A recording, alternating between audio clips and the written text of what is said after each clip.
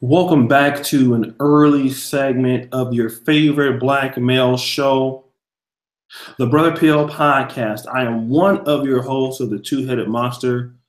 On tonight's show, my name is O'Shea Duke Jackson. Please follow my main channel, O'Shea Duke Jackson, on YouTube, over 42,000 subscribers, and then also follow the website associated with this show, www.negromanosphere.com. And I am here along with the great Steve the Dean Williams, the co-host here on the Brother Pill Podcast. What's going on, Steve?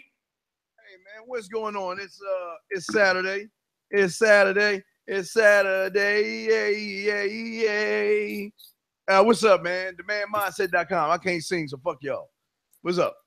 Okay, all right, you guys. So today we got a pretty good, interesting topic because we want to talk about the state of kind of like black relationships with black men, where we're at, and the desires of black men for femininity. Now, before we kind of get into the show, black men have really talked about the fact that they are very displeased with the type of women that are out there.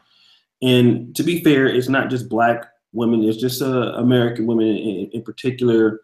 There are a lot of men who want things to go back to the way things used to be, where women were very submissive, where women kind of stayed in the house and kind of, things like that. But at the same time, there is the counter argument from some women, and I've heard some black females who say this, like, hey, if you want a woman to, be really submissive to you, then you need to provide 100% of the income. So I guess in tonight's show, we'll talk about that because it is 2018, going to be 2018, 2017 right now. This is a very, very expensive country that we live in, the United States of America, although I'm in Poland. But Steve, if we have to pick between one or the other, and I know what you're going to say, but we're not talking about that. You have to pick one or the other. Don't be a little fuckery. Why I gotta pick one or the other though? Okay, you can pick whatever the fuck you want to pick. Oh fucking mind? Am I okay? You can pick only one of the. Okay, but okay, let's take your take on it, right? Because I know that you want to do whatever you want to do. So, black men, you have the working woman who works a whole lot, right? She's a corporate lady. The career is, typically going to be first. Or you have the housewife. She's the mother of your children. She organizes maybe your lunch every day. She caters to your needs. She's available for sex when you need her. She's kind of waiting hand and foot on your desires and stuff like that. Which one do you feel is the best thing for brothers to get? I think all black men should have both.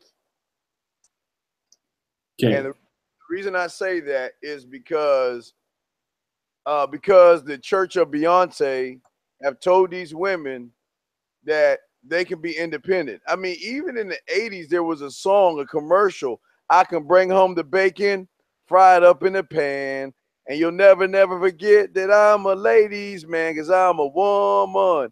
Angeline. You remember that commercial? I don't remember that. I'm not 85 like you. Yeah, I forgot you was part of it. I think you was raising Simba. I can't even get it out there, right? Fuck you. Well, no, I'm just saying that that's how it should be. Okay. A woman should have her own responsibilities. Okay. Because she shouldn't sit on her ass eating bonbons all day, gaining weight. Okay. She's got to contribute to the house. That means going out there and working, bringing home money, cooking, cleaning, fucking, and shutting the fuck up. Steve, you didn't pay your internet bill. Can you say it again? Can you hear me? Yeah, I can hear you now, but you didn't pay your internet bill like a negative would, so it cut you out. I said that a woman. Can you hear me? Yes. All right, I just want to make sure. Okay, I said that she should be able to work. Okay. Bring home money. Come home, cook, clean, do the laundry, suck a dick, and shut the fuck up. Okay, and so not that I disagree with you, but I gotta play devil's advocate. What do you have to do? What I have to do is work as well. I have to also have my chores of maintaining the house, as far as cutting the grass, as far as maybe taking out the trash, any type of maintenance around the house, honeydew lists, such as maybe like when her car is messed up, take it in to get the oil changed, tires checked. It's not just a one-sided thing. There are roles here, O'Shea. It's Okay. not you she do all the work, you don't do anything. There are roles that you have to play as a man, you know, but also she has to understand her roles. This is not Harriet or Leave It to Beaver, where it's the 1950s, where she gets to sit home and sit on her ass all day and get fat. No, she needs to start contributing, because remember, now we're at a time where women have screamed so much independence. Okay, you will take that independence in the workforce and bust your ass. But remember, because she's going after our last name and our rings, she's got to do a little bit more to not only show her appreciation, but also her gratitude, that the fact that we gave her a ring and gave her our last name, sir. Okay, so here's the thing, Steve, and this is going to be some of the women's comments today on the show. And I also want to talk to you, brothers, about there's some of you who have talked about getting wives, like mail order brides. So we'll talk about that also too, because I know that's very popular amongst American men and maybe amongst black men. But Steve, you know, raising children is it's a tough job. Okay.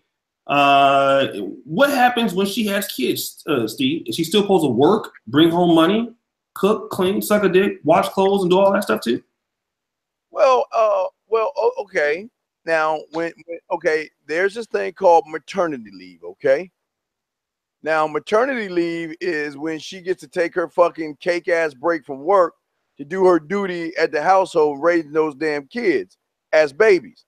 Once her maternity leave is over with, that's when she either you need to either hire a nanny or take the child to a daycare center, where the process still remains the same. Okay, so now you're saying daycare. There's some women out there who are gonna say, "Hey, I don't want daycare raising my children. There has been some, you know, my children may be mistreated at daycare. I may be, they may be abused. So it's probably better that if I raise my own kids and look after my own kids and stay home, and my husband works and takes care of us and do it that way." Not true, because if you go to a Larry's Chicken and Waffle daycare, absolutely they might beat the shit out that kid. But most daycares nowadays have video cameras where you're at home. I mean, while you're at work, you can log in and see what's going on with your child. If not, you have access to like teddy bear cameras that you can put in their crib or let it keep around to access it. So don't stop making all these damn excuses for these damn women, dog. They're gonna need to get their ass out there and work. Hey man, look, I'm playing devil's advocate, bro. This is what the show is about. Don't be mad at me, nigga. I'm sorry. Just sometimes, I'm sorry, man. Yeah, man. We supposed to be playcousins and shit, nigga. Yeah, I'm sorry. I just think you doing some obscene shit sometimes. My bad. I'm sorry, man. Please continue. Okay, listen. So I kind of can see your points, because to be honest, like you talk offline, and I gotta kind of admit that a lot of things that you told me, because I had a situation as of recently, and I see things a lot different after talking to you about it, but still looking back in hindsight. And I've lived with a woman as of recently and everything like that. And here's what I want to say, Steve, because if you are a man that has that has means, right, and think about it, because a woman is working all the time. If a woman's working 18 hours a week, you want this woman to stay looking good. You want her to then look after the kids. You want her to then come home and clean. You want her to then be able to willing to fuck you whenever you want her to fuck you. I don't know, Steve. Is that asking for, is that being unrealistic? Wait a second. She should have never tried to go after your last name, your ring then, because that comes with that shit.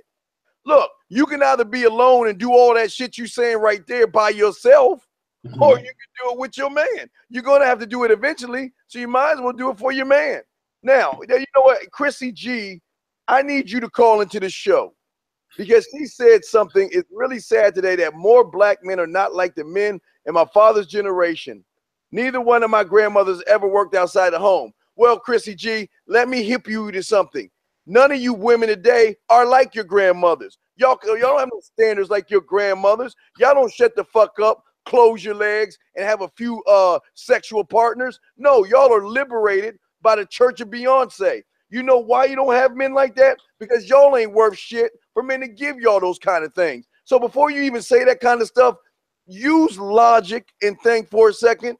Your grandmothers were great women. You know why? Because they had a standard. They wasn't putting their ass out on the internet. They were dressing a certain way. They had certain type of behaviors. Not like you women today, sticking your ass out and having all these goddamn kids. So think, dear, please. The lines are open, O'Shea. I'm sorry. I just want to let you know the lines are open. Lines are open. So let me do this real quick, guys. And thank you guys for watching the show. For those on the live show, we have 82 people watching. I would like for all of you people who are in the live show watching us right now, go ahead and click the like button. I see my man High Def. I see Wake the Hell Up, Shelly Sterling. Shout out to the Mod Squad. We're going to be in here not all night, but a few hours, right? So call the number 515-605-9373. Now, also for those of you who are watching the restream, we really appreciate you. Go ahead and hit that like button and share the video. We would really appreciate that from you. And thank you so much again for watching the Brother Pill podcast. Let's go back to a few things, Steve. Now, listen, I'm a medical school, as you know.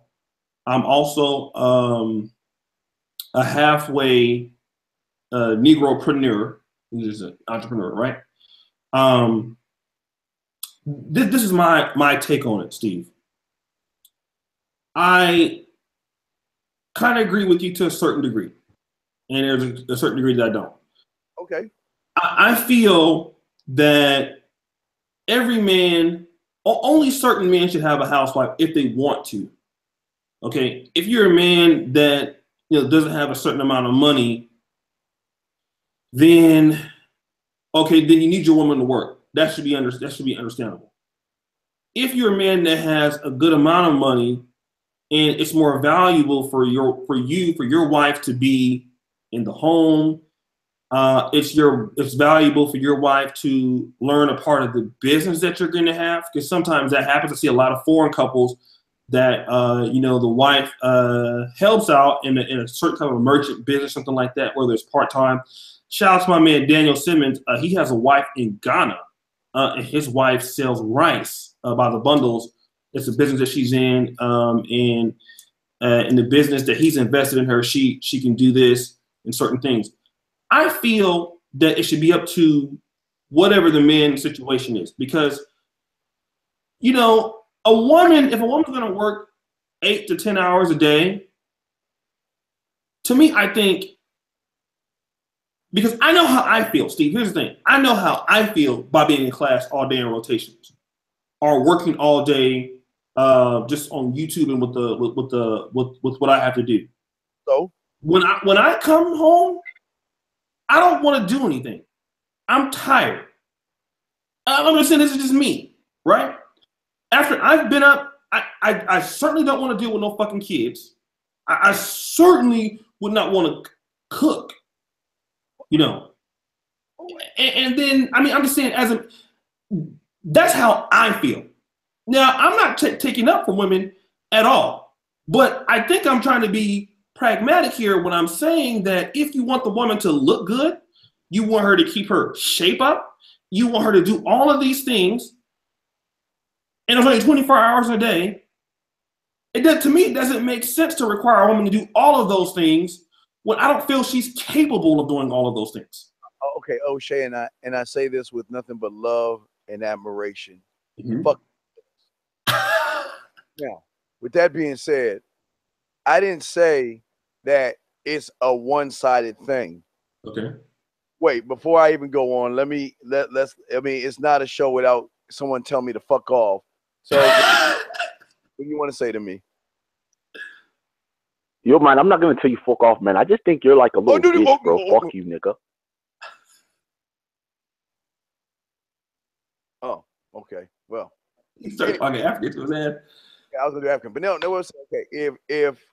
If she's working 10 hours hypothetically, all right. Okay. All right. Let's say she's working 10, and you work 8 hours. Okay. Okay. What I'm saying is, when you come home, of course, you're gonna handle what needs to be handled because you're the man. Okay. That means if you got to change a diaper, you got to bathe the child, you do whatever you need to do because it's a team process here. I'm saying that, and to make her job easier, you do certain things around the house. If you need to cook dinner that day or order dinner or something, order out or whatever because she had a long day, you do that because that's what husbands do. But that block you do it for that's the time where after she comes home, sure, come home and rest. But I expect you to at least be on that treadmill or working out sometime throughout the night. You can sit up and relax and watch, and we can have dinner together. And hell, I even do the dishes. But first off, women love their baby, so they're going to go right to the baby first off when they get home anyway. But I'm not saying that it's all one-sided, O'Shea. Mm-hmm. I'm just saying that as a woman, Mm-hmm. that you have other duties other than work. A job is something you're supposed to have. Now, please understand this. Mm-hmm. We are in a time where there's a lot of single mothers out there that are doing this very thing that you disagree with me on.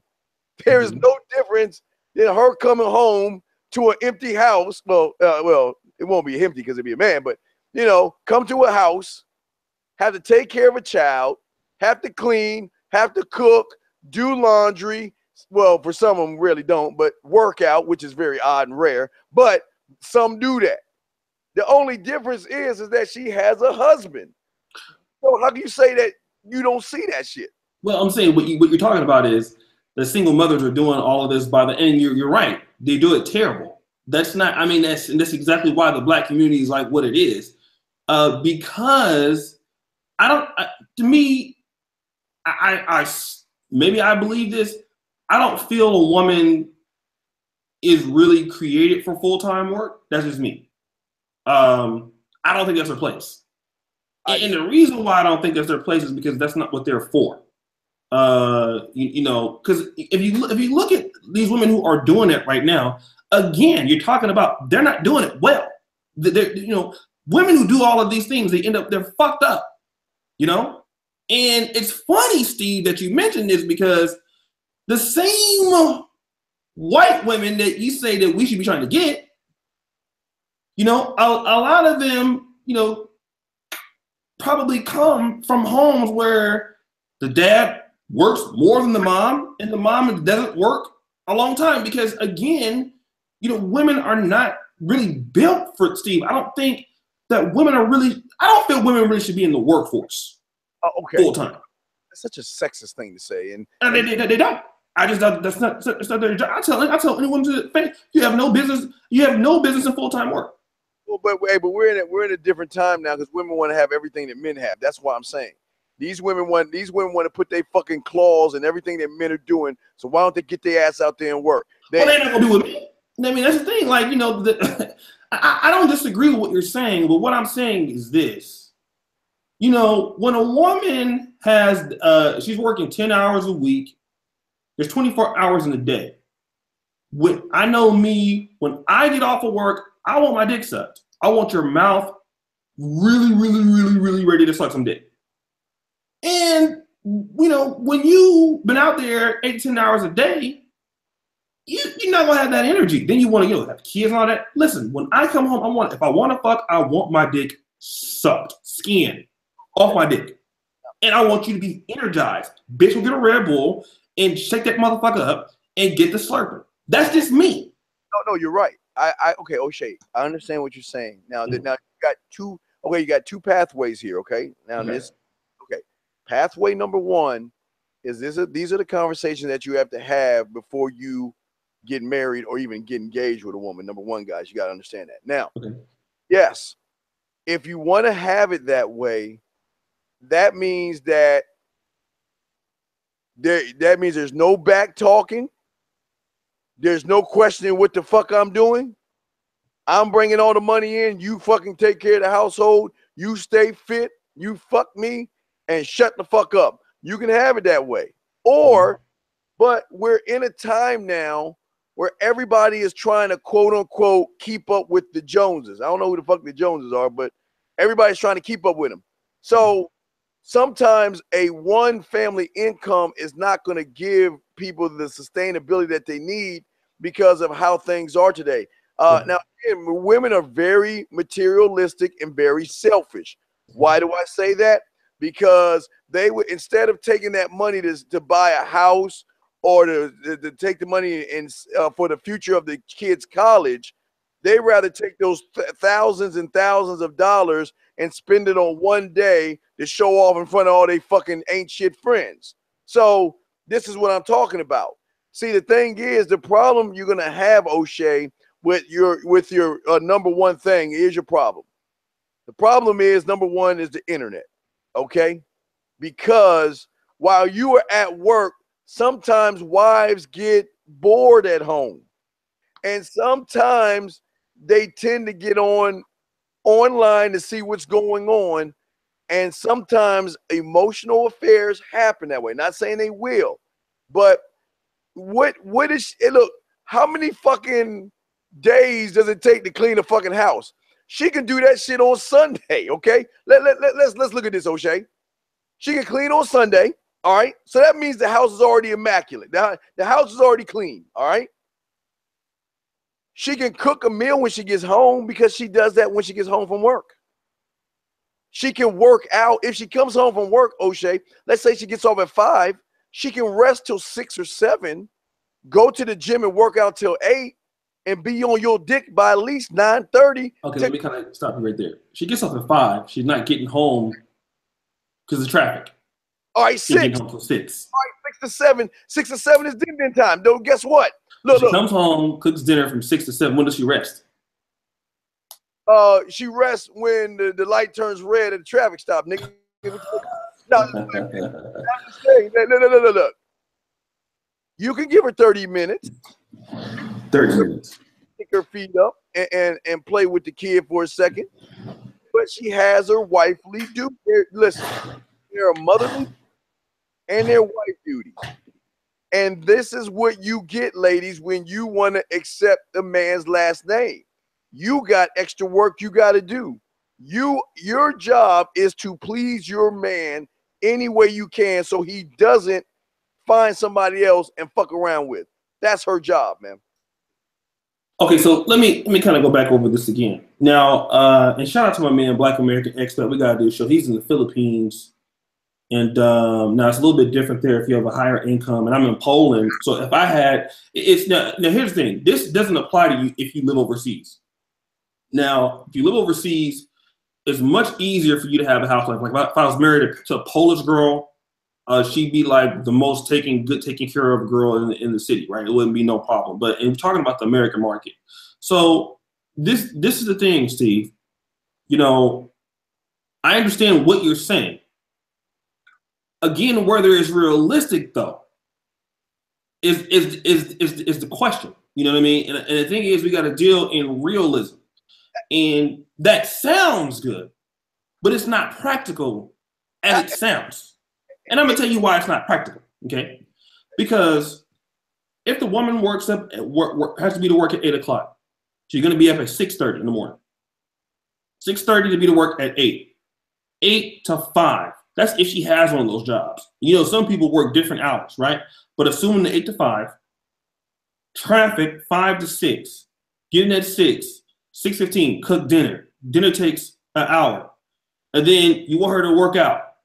Okay, that's gonna take 45 minutes. See the kids. Okay, then have time to fuck. I mean, a schedule like that every day is not necessarily, it's not practical. You know what I mean? I don't feel that it's so much time off of that. I think that if a man was really wanting the things, like you want a woman to be submissive to you completely, and I'm all for that. I'm completely a male chauvinist to that. There's only one way I feel that you need to get it: make more money than her.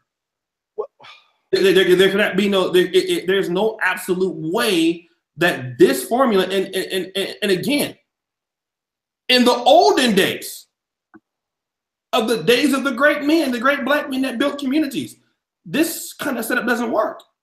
It doesn't work anywhere. You're right. You're right. So, I mean, I understand what you're saying, but what you said, to me, it has to be more practical.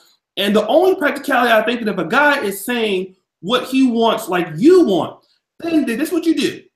I feel if you want what Steve wants, you better be a nigga making some serious money. No, not necessarily. Now, again, we are. And if you want her to be looking good, you better be a nigga making some money. You got, come on, dog. You have to. Incomes right now. That's why I'm saying that. What I'm saying, 6860, we'll bring you in 1 second. What I'm saying to you, O'Shea, is that you're right about yesteryears, but we're not dealing with that right now. And the reason why what I'm saying sounds so shocking is because you and I talked about it earlier today privately. What did you say about the lie? Not lying to women and lying to what?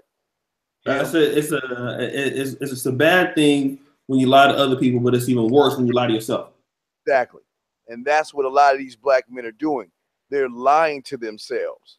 They can't, when you sit around and lie to yourself and you don't believe in yourself and you live these fake ass things that these motherfuckers are doing, no, you can't see the real world like that, because you know what? You're not supposed to see that way. Because listen, I mean, here's the thing, O'Shea. If everybody saw the real world like successful people, we wouldn't have any fucking people like psychiatrists and marriage counselors and shit. We need people to have fucked up relationships in order for the economy to keep going. So we don't want everybody to be successful. No. I mean, that's just the honest thing. You can't be, because the economy would crash. Now, those who choose to listen and not question, of course you can do this with a woman. Why? Because, O'Shea, when you're okay, what you understand, O'Shea, or what you overstand real quick, is when you're living with somebody, okay, that's a marriage run. That's just give you an idea of how life is. Only difference is just marriage is just having a ring on their finger. When you're living together or when you're engaged, you get an idea of what it's going to be like. So it's at that point where you have to make your modifications. You don't make the modifications when you're married. You make the modifications before you're married. Guy, you got 4 in the queue though, big dog. Okay, cool. So what we'll do is we'll let me just do this real quick. Hey guys, 126 people watching. I really appreciate it. Get the likes up on the podcast. Again, brothers, we do this show, the Brother Pill Podcast. Always understand that we do this show for black men, for your entertainment, and for the discussion. So brothers, always support the show. For those people who have not supported in a long time, we always tell you, hit the super chat button, right? $1 or $2, stuff like that. Now we do have a lot of people support us on Patreon, and we appreciate that.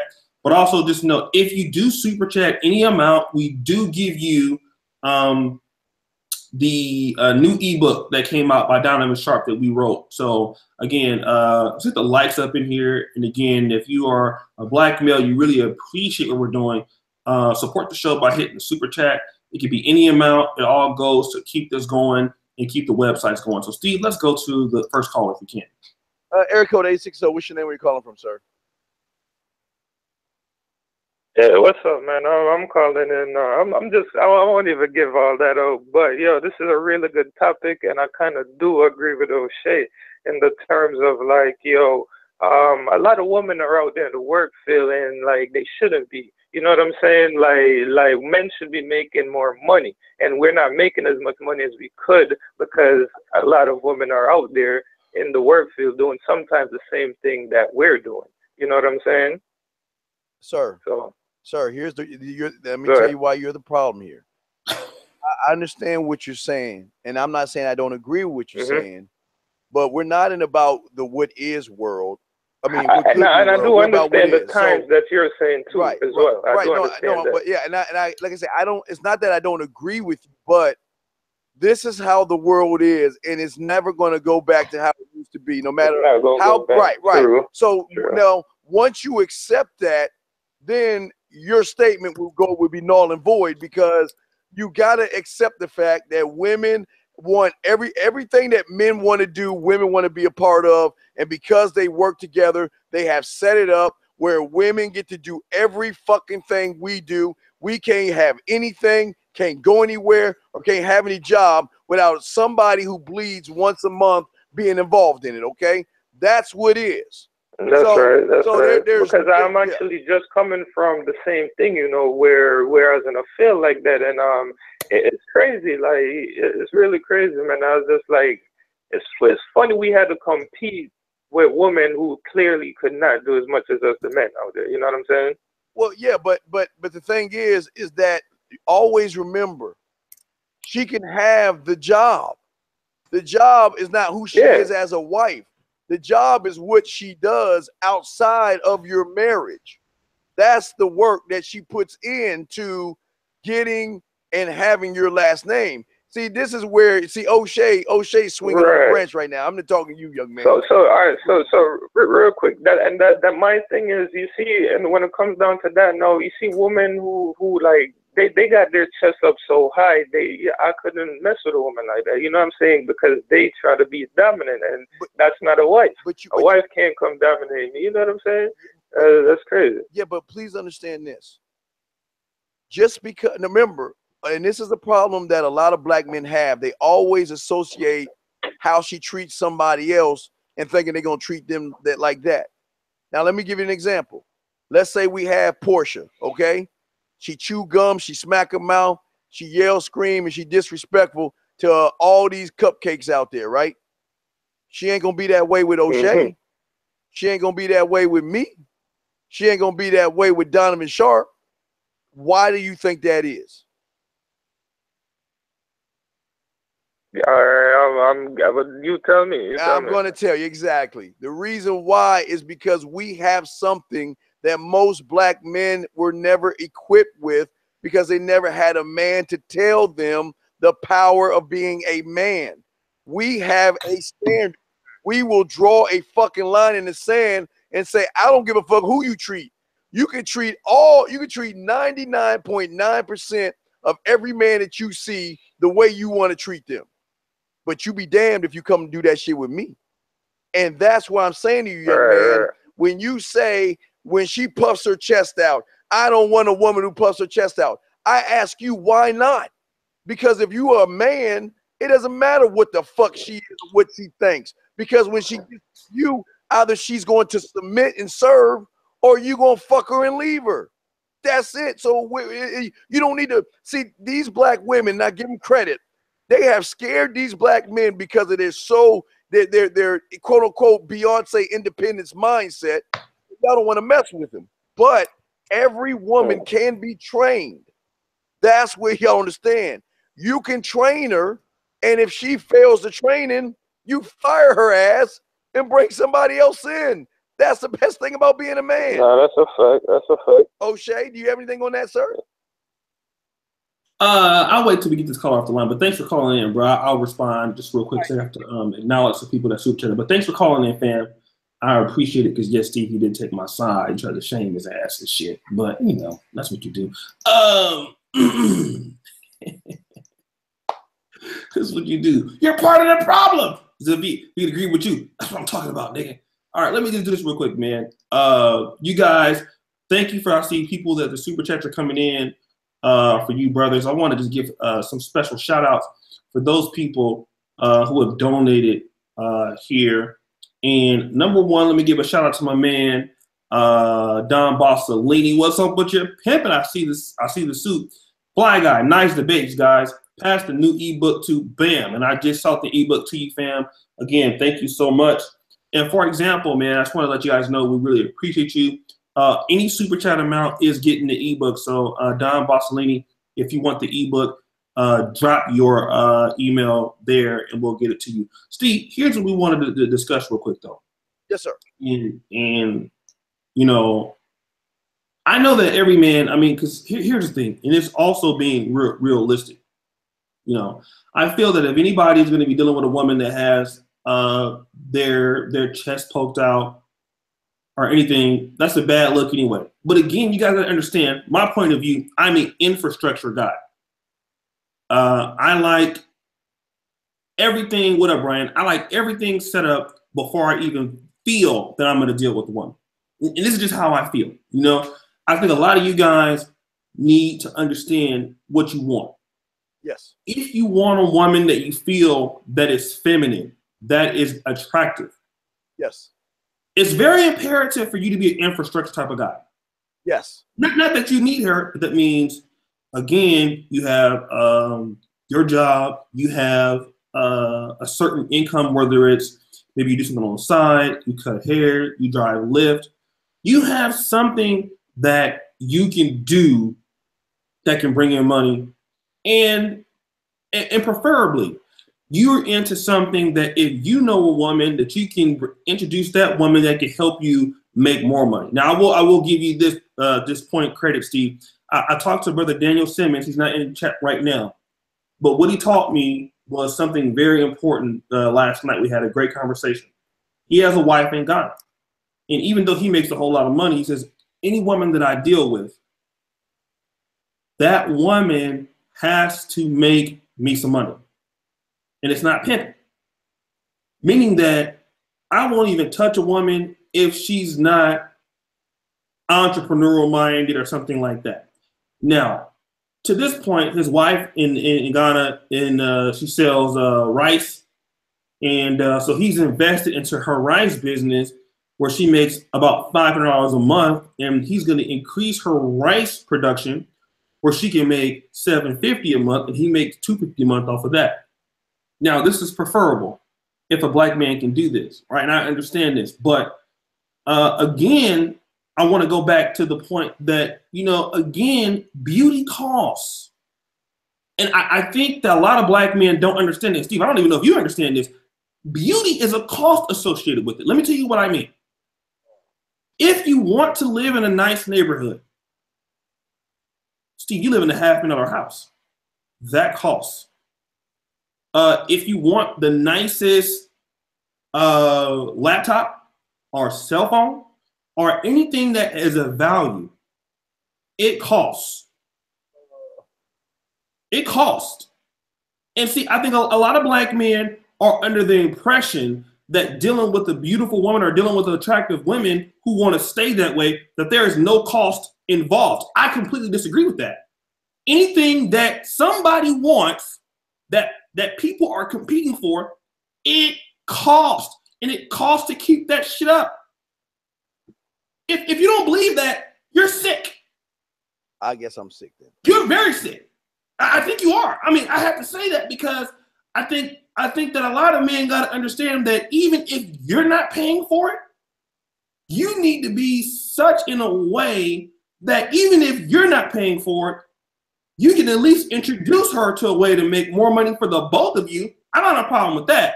But if you feel like you're going to just get beautiful women because you're a man and that's it, then, I mean, I'm sorry. Anything that has value, it costs to get it. It costs to be around it, to network. You know, beautiful women are the highest commodity. Steve, you have men all across the world that are paying money for Ferraris, paying money for Rolls Royces, Bentleys. Listen, the number one commodity in the world that costs the most money is women. Women who are beautiful and who are attractive, which most men want, they want to stay that way. And if you're not going to contribute to that, you know, I think a lot of guys, you're going to be set up for a problem. Now, if you don't want that, that's fine. But if you want that, I'm sorry. Go ahead, Steve. O'Shea Jebediah Jackson.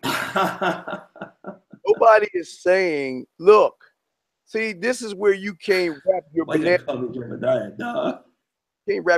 peeling hands around this one. The is, Jebediah, is that when you are married, not living together, when you're married, all the income funnels to one place. Meaning, if she has a job, a job, that means whatever she's making, if she's making more or less or just as much as you, it is funneling into one place. It's not hers and yours. It's y'all together, okay? Now, with that, again, this is where this thing where black people don't do, it's called communicate.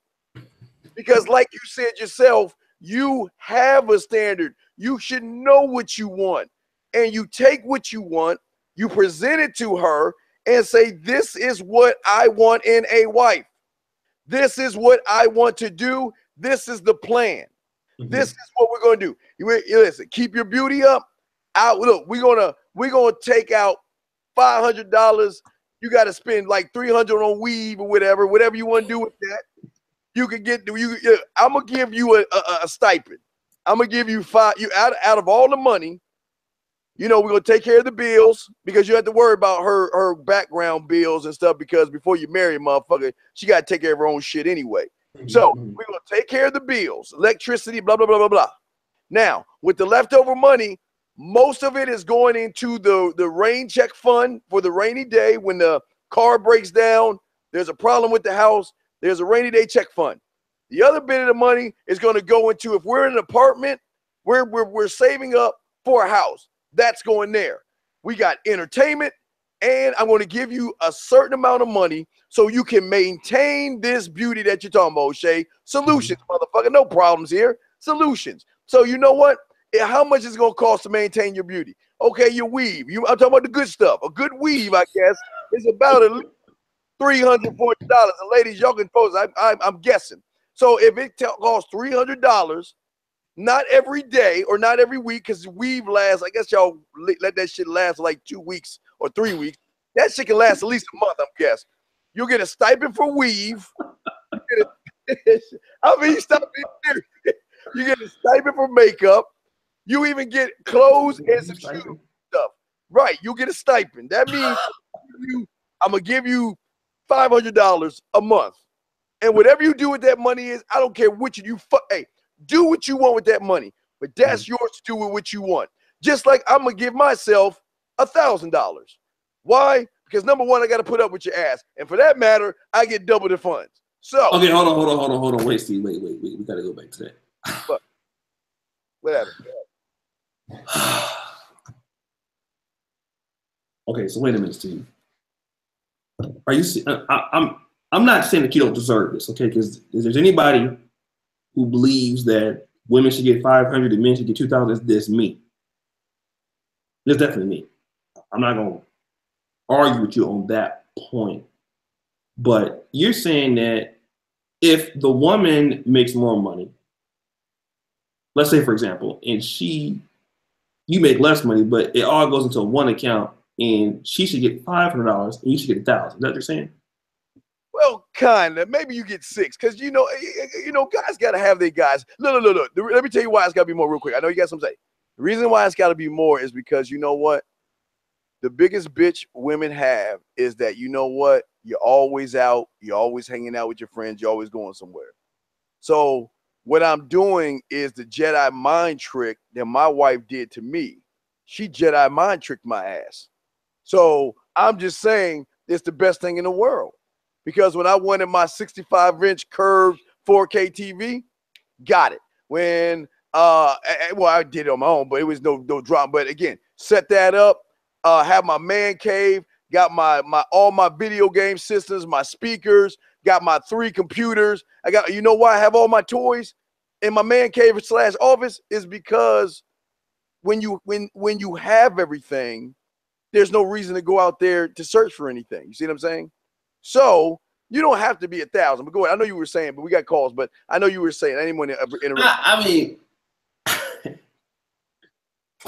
I ain't gonna argue with your crazy ass tonight, man. Bring on the next caller.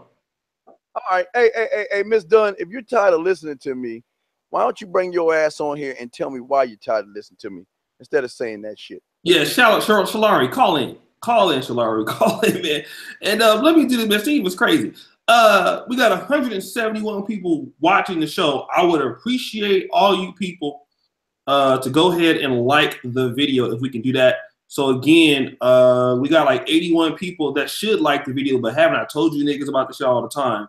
You know, support the show with free shit, man. I ain't, you know, listen, get the likes up on the damn video, okay? Now let's get some shares cracking in this bitch. All right, this is the motherfucking Brother P.O. podcast. Don't make me cuss you niggas out. Okay, let's get the likes up. We appreciate you guys. Let's go ahead to the caller, Steve. 214. What's your name? Where you calling from? What's your question? This is Jermaine from Memphis. I actually had a statement accounting why Steve is so right about the woman submitting her money and things of that nature. Because I remember you telling your story about you working for Kids Kingdom and your $4 and however many cents it was. 4.35 cents. That's what I got to raise. 4.35, sir. 4.35. Yeah.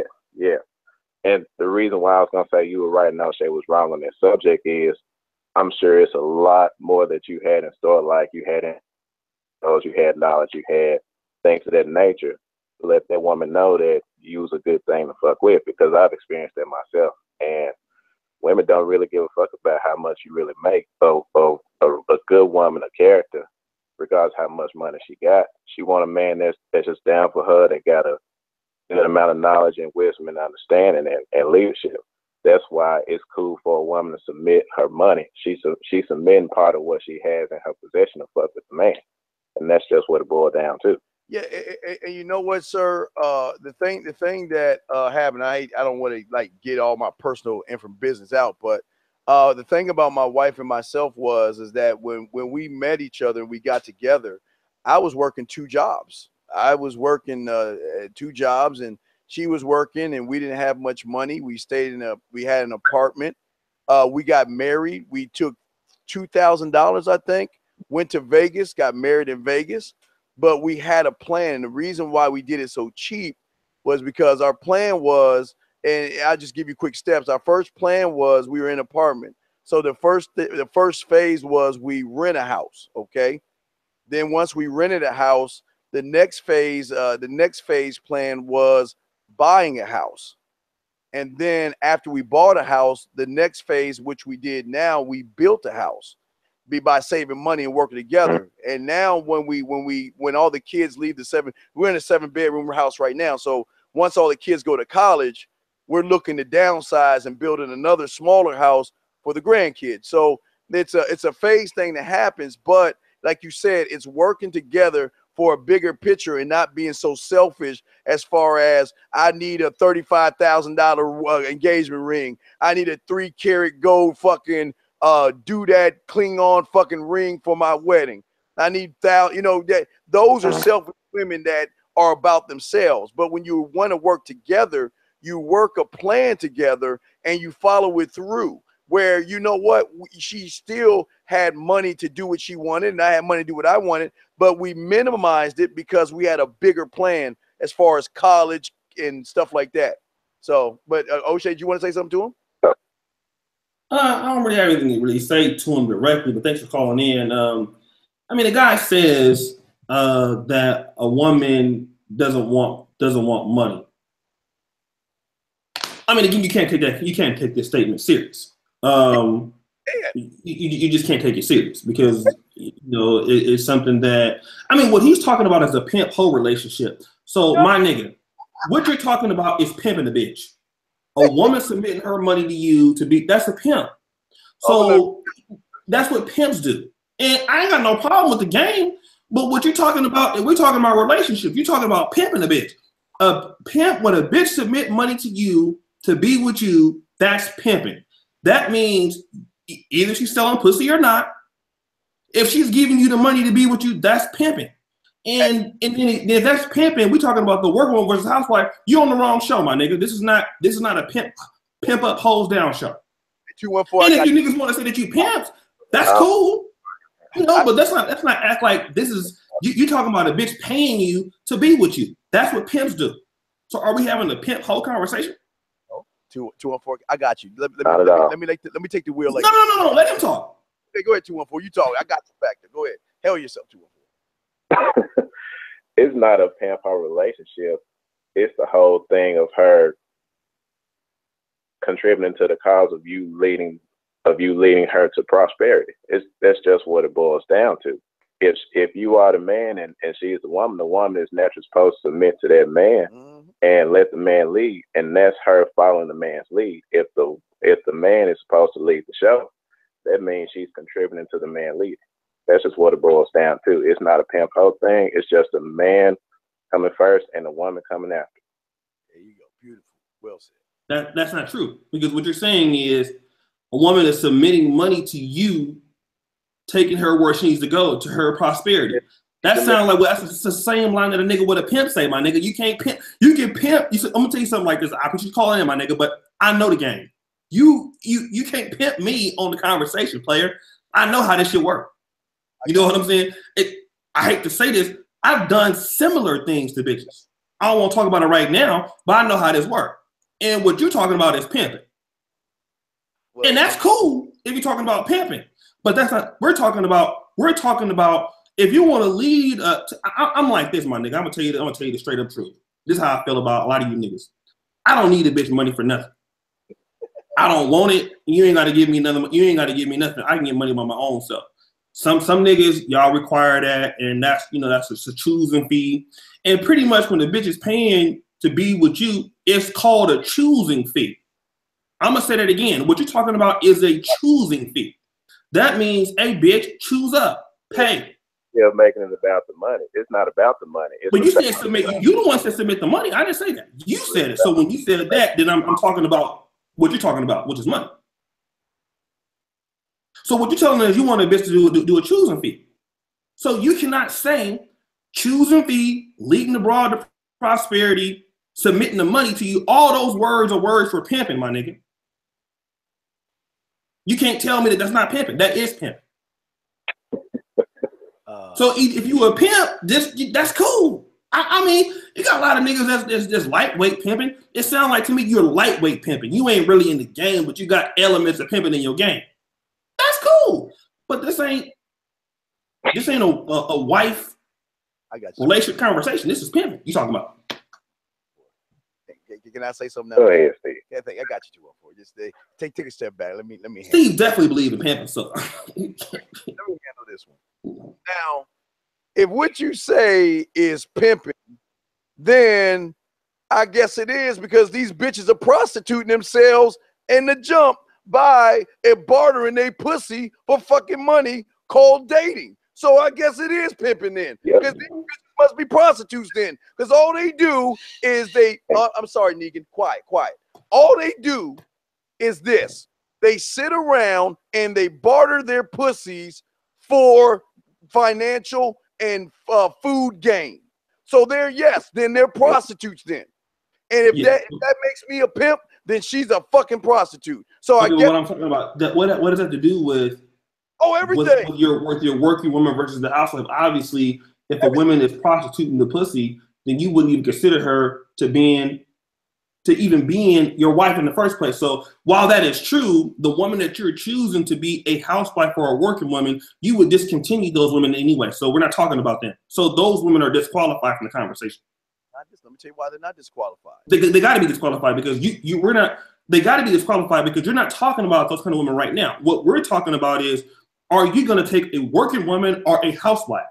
So obviously, if she's not like that, you felt the way that was going to be, then we're not talking about bitches prostituting their pussy out there. We ain't talking about that. We're talking about somebody that's actually proved to you that they at least enjoy being in your company, they're worthwhile. And what this nigga is talking about is a goddamn choosing fee. No, it's not choosing fee. O'Shea, let me tell you why it's not a choosing fee, okay? What? He's talking about submitting money, leading the bitch to prosperity. Those are, dog.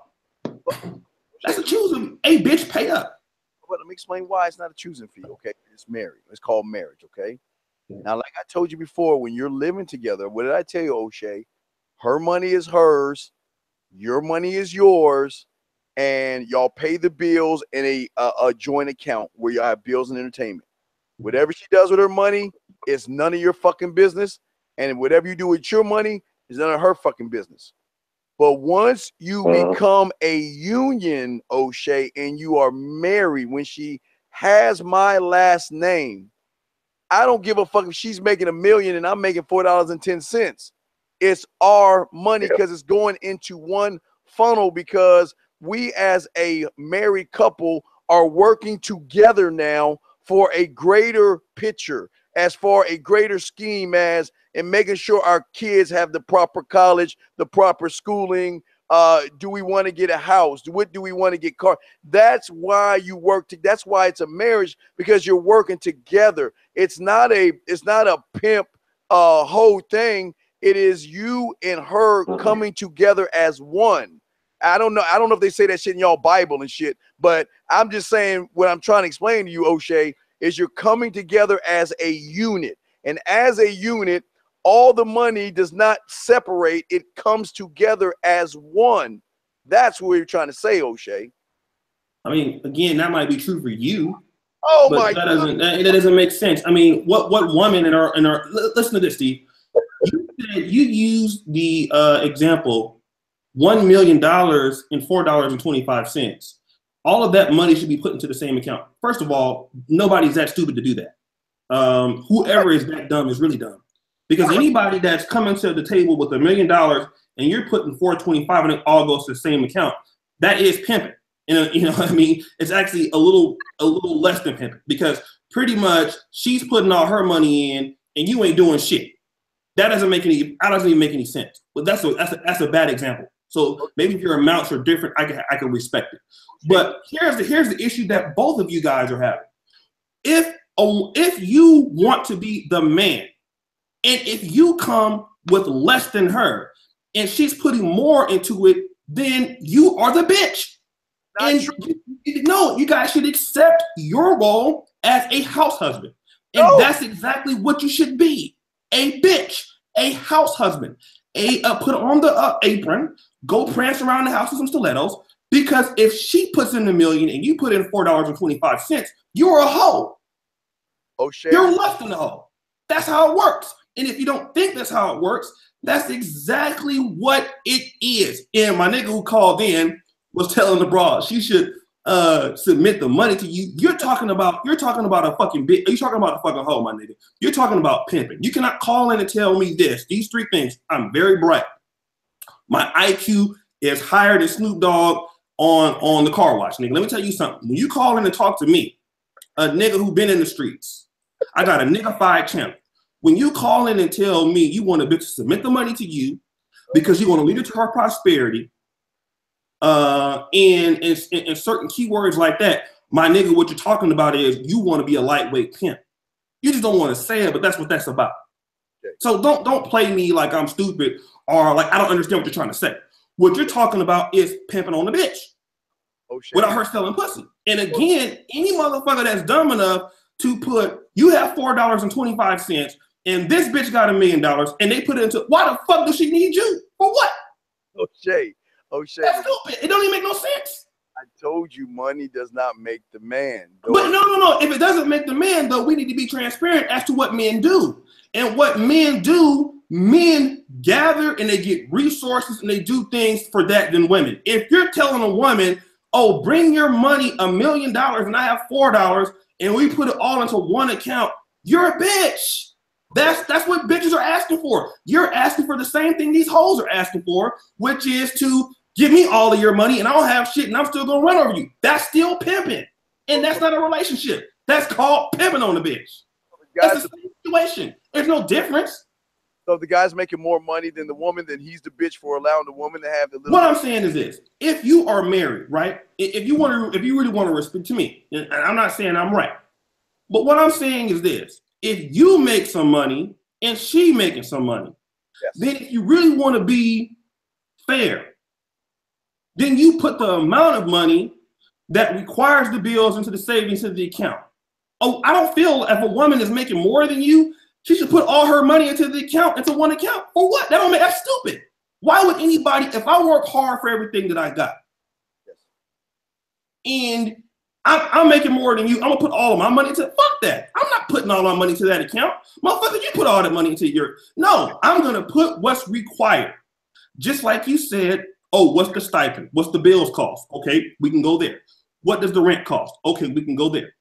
We can do that. It's a fly guy. Sorry, O'Shea, feminists have used your same argument.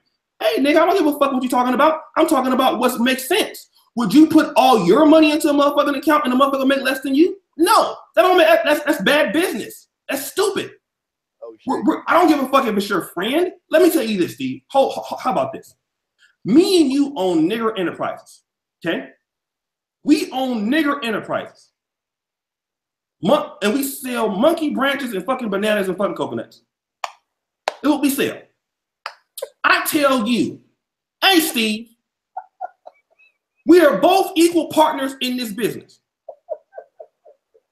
But I want you to put $1 million in your $1 million home into the goddamn account. You know, you live in Houston and shit, you rich motherfucker, you got all this nice shit. I'm going to put in $4.25 in this business. What would you tell me? You would say, nigga, fuck you and fuck your life and fuck everything. Now, that's what you would tell me. Now, if we want to understand what marriage is a fucking business. And that's all that it is, right? We're not talking about being fair to women or anything like that. Marriage is a business. Just like me and Steve, if we own nigger enterprises, we would have a fucking business. You wouldn't have me put into me. I know Steve will cuss me out right up. Steve, let me say that. You would cuss me the fuck out. You would call my mama a bitch, my daddy a bitch, all my dead relatives a bitch. Then you would call them up and hang up on them and call them bitches. You would leave them voicemails. That's what I'm saying, dog. I mean, what we're saying is if we want to be practical, we can't say, okay, bitch, you can make all the money and give me all your money and put it on to the damn account. And that don't even make no damn sense. As a business person, you wouldn't do that. Okay. Now, with all due respect, why don't you go back and climb that tree that you're usually on and let the human do human work here?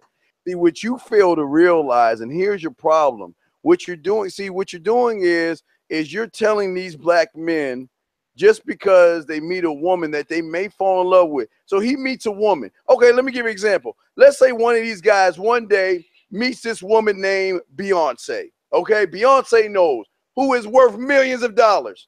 Now, again, they talk, they're compatible, everything, they connect.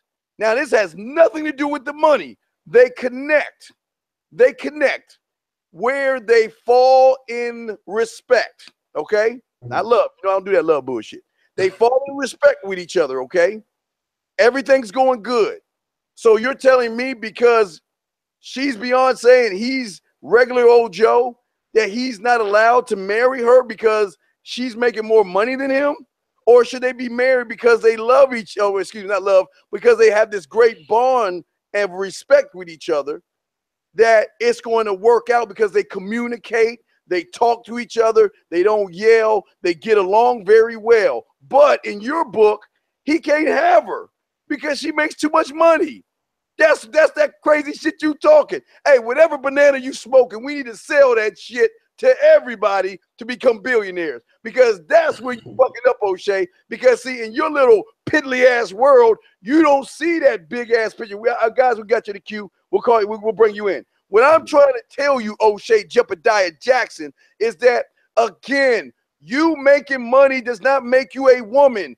He making money does not make him a man. It is with the two of you coming together as a unit. That's what marriage is, Jebediah. A fucking unit. Her, me, together. Last name. No hyphenated shit.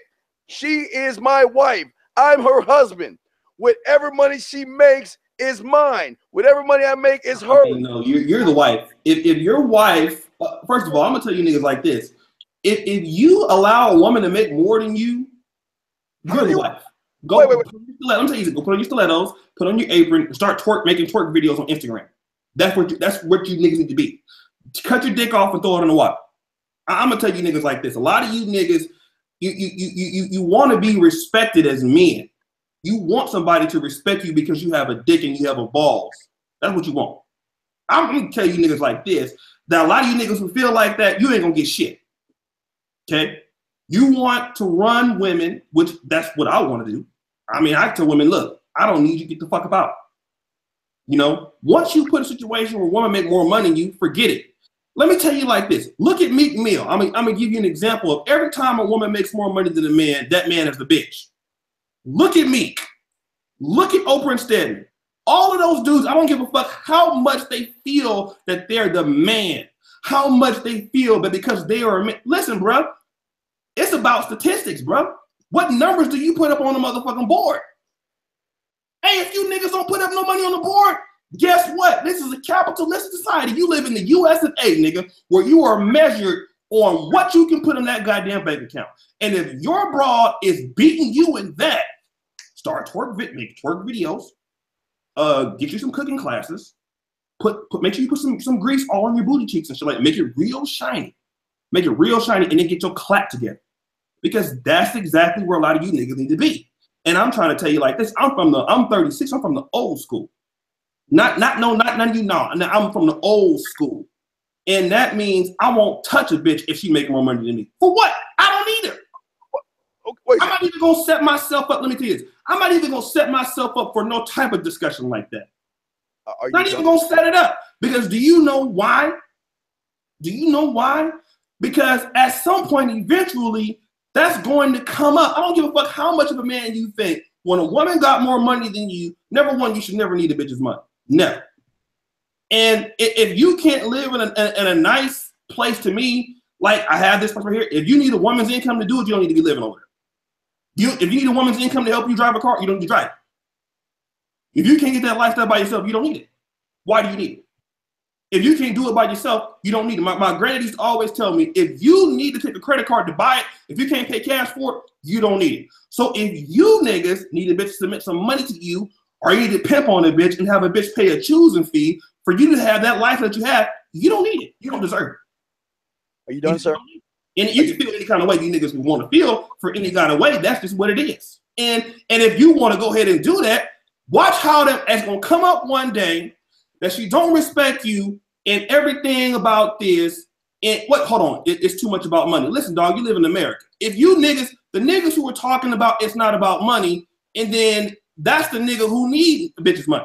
I'm just keeping it real. You ain't gotta like it. You ain't gotta like how it is. But in my household, there ain't gonna be no discussions about that. Go ahead, Steve. Fucking Poland, you full of shit, my brother. You full of shit. Let me tell you why. You said Oprah, you said Stedman, you said this person, you said that person. Now it's my motherfucking turn. You made me put the wig on. I don't even want to put the wig on, no shade. You made me put the fucking wig on. Be quiet, Negan. You made me put the wig on. You made me put the fucking wig on. Now I'm gonna check your ass at the door, goddammit. Oh, shit. Now, let's look at this. Wait a second. Wait. Hold on. Go ahead, dog. I'm a pat. You ain't gonna see her live. Hold on, baby. Hold on. Stay right there. You stay right there. Now explain to O'Shea why a wife making more money than the husband is no big deal when they work together as a unit. Explain that to him real quick before I get in his ass. Go, take the mic. Go ahead, get talk on the mic. No, come close to the mic. Come to the mic. Once you're married, it's for the household. Whatever you make, it's for your family unit, your future together. You hear that shit, motherfucker? Take Negan out of here. Let me finish, goddammit. That was the wife telling you that shit, motherfucker. Number two, let me break something down to you, motherfucker. Hoo, ha, hee, ho, ho. That means the monkey is this. There is this artist out there by the name of Jay-Z. Jay-Z has a net worth of $810 million. He is married to Beyonce, who has a net worth of $350 million. So in your cause, he's making more money than Beyonce. But let's look at the marriage. This motherfucker took her last motherfucking name, nigga. I mean, that's an anomaly, Steve. You always use that one. I mean, Steve, how many dudes do that? I mean, you can't. No, you brought up Oprah and Stedman. That was a comment, one period. You the one that brought up Oprah and Stedman. Wasn't me. You did. So not only did he take that bitch's last name, but what happened in that motherfucking elevator? That bitch sat right in that corner of that elevator and allowed her sister to put hands on her fucking man. Why? Because she doesn't respect that motherfucker. Because she sees him as a fucking bitch. So it doesn't matter if he's making more money than her. You're making it about the money, monkey. It's not about the money. It's about the union the two of you have, man. Hey, look, check this out. You got calls anyway. But well, here's the thing. I'm going to say this before I take the calls. People, households run differently. People run different offices in the NBA. I'm not saying that yours doesn't work. I'm not saying it doesn't work. Obviously, been married for 35 billion years and shit like that. So what I'm telling you, what works for you works for you. You know what I mean? What works for Anthony Brian Logan's channel works for his channel. What works for my channel works for my channel, right? It's like, I don't think it's necessarily a right or wrong answer, but this is what I'm going to say. This is what I'm going to tell you niggas. As a group of men and individually, if a group of black men adopts this mindset that you want to be respected as men and your women out earn you and they put all of their money into the same pot that you, then again, what you're detesting is everything that men have been doing, have been born to do from the beginning of time, which is earn more, you know, or do more resources. That's a man's job. A man's job is to produce resources.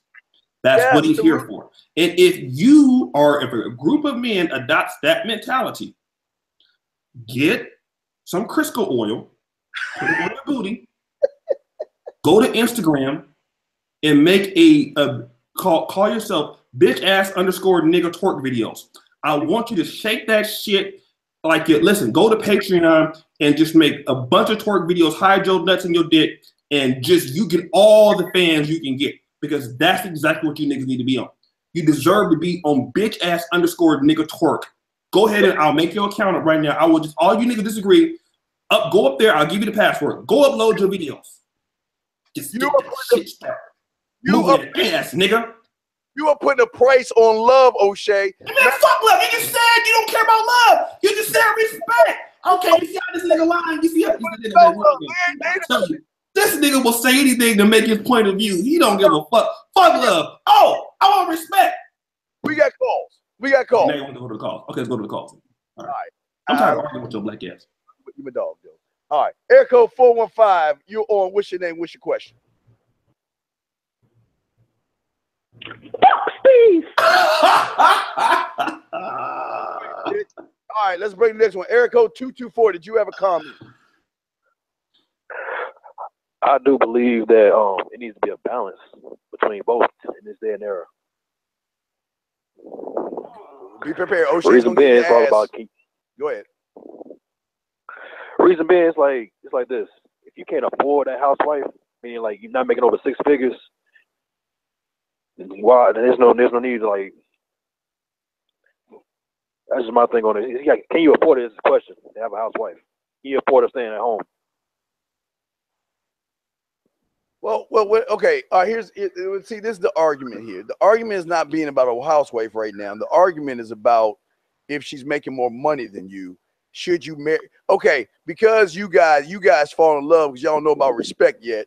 Because you guys fall in love, or should you fall in love with someone that makes more money than you, or should you just say, well, because you make more money than you, we can't ever be together because it's not right in the stratosphere of O'Shea? Because a woman making more money than me means that I got to be the bitch. So, do you agree with O'Shea or not? Eventually, you will be looked at as a bitch because she's gonna look at you like, "What the fuck is your purpose?" Other than you sitting on my couch, and you ain't. I'm doing all the work that a man. No, you're working. You're not sitting on the couch. You're working too. But you're working too.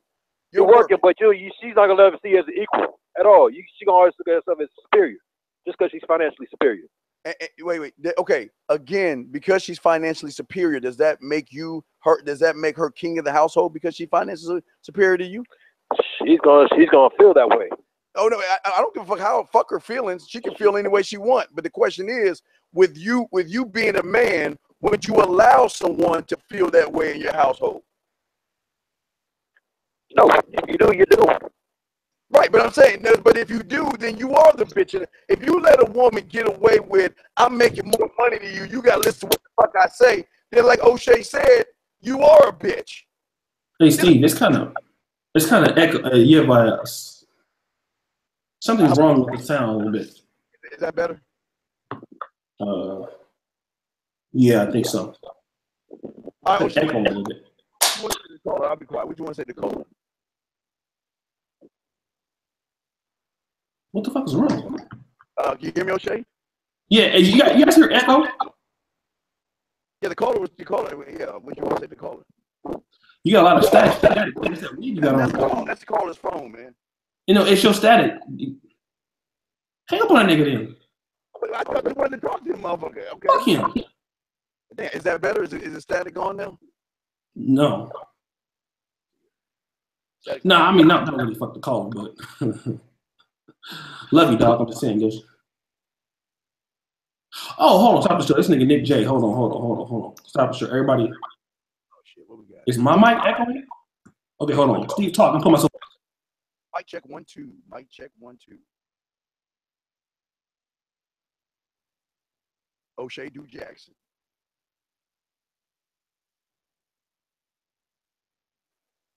O'Shea Do Jackson. O'Shea. Hey, dog. That's your mic. That's your mic. Yeah, man. That's your fucking mic, man. That shit on, dog. We're not done arguing. That's your fucking wig, man. It's not my wig. Is that better? Hell no.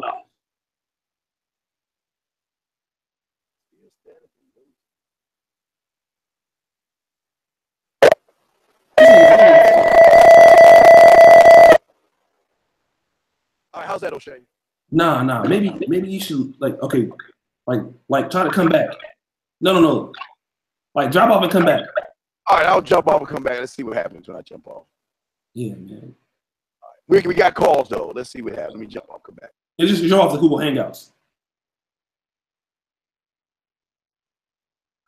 Okay, hold on a second. All right. And I'm still echoing. Okay, hold on, man. Let me talk to this young nigga, man. This nigga had I remember this nigga real quick. This nigga right here, man. This motherfucker. What's his nigga name? Stop the motherfucker. Everybody look at this nigga. Where that nigga go, man? He hiding and shit. When I see your motherfucker now, I'm gonna cook your ass, nigga.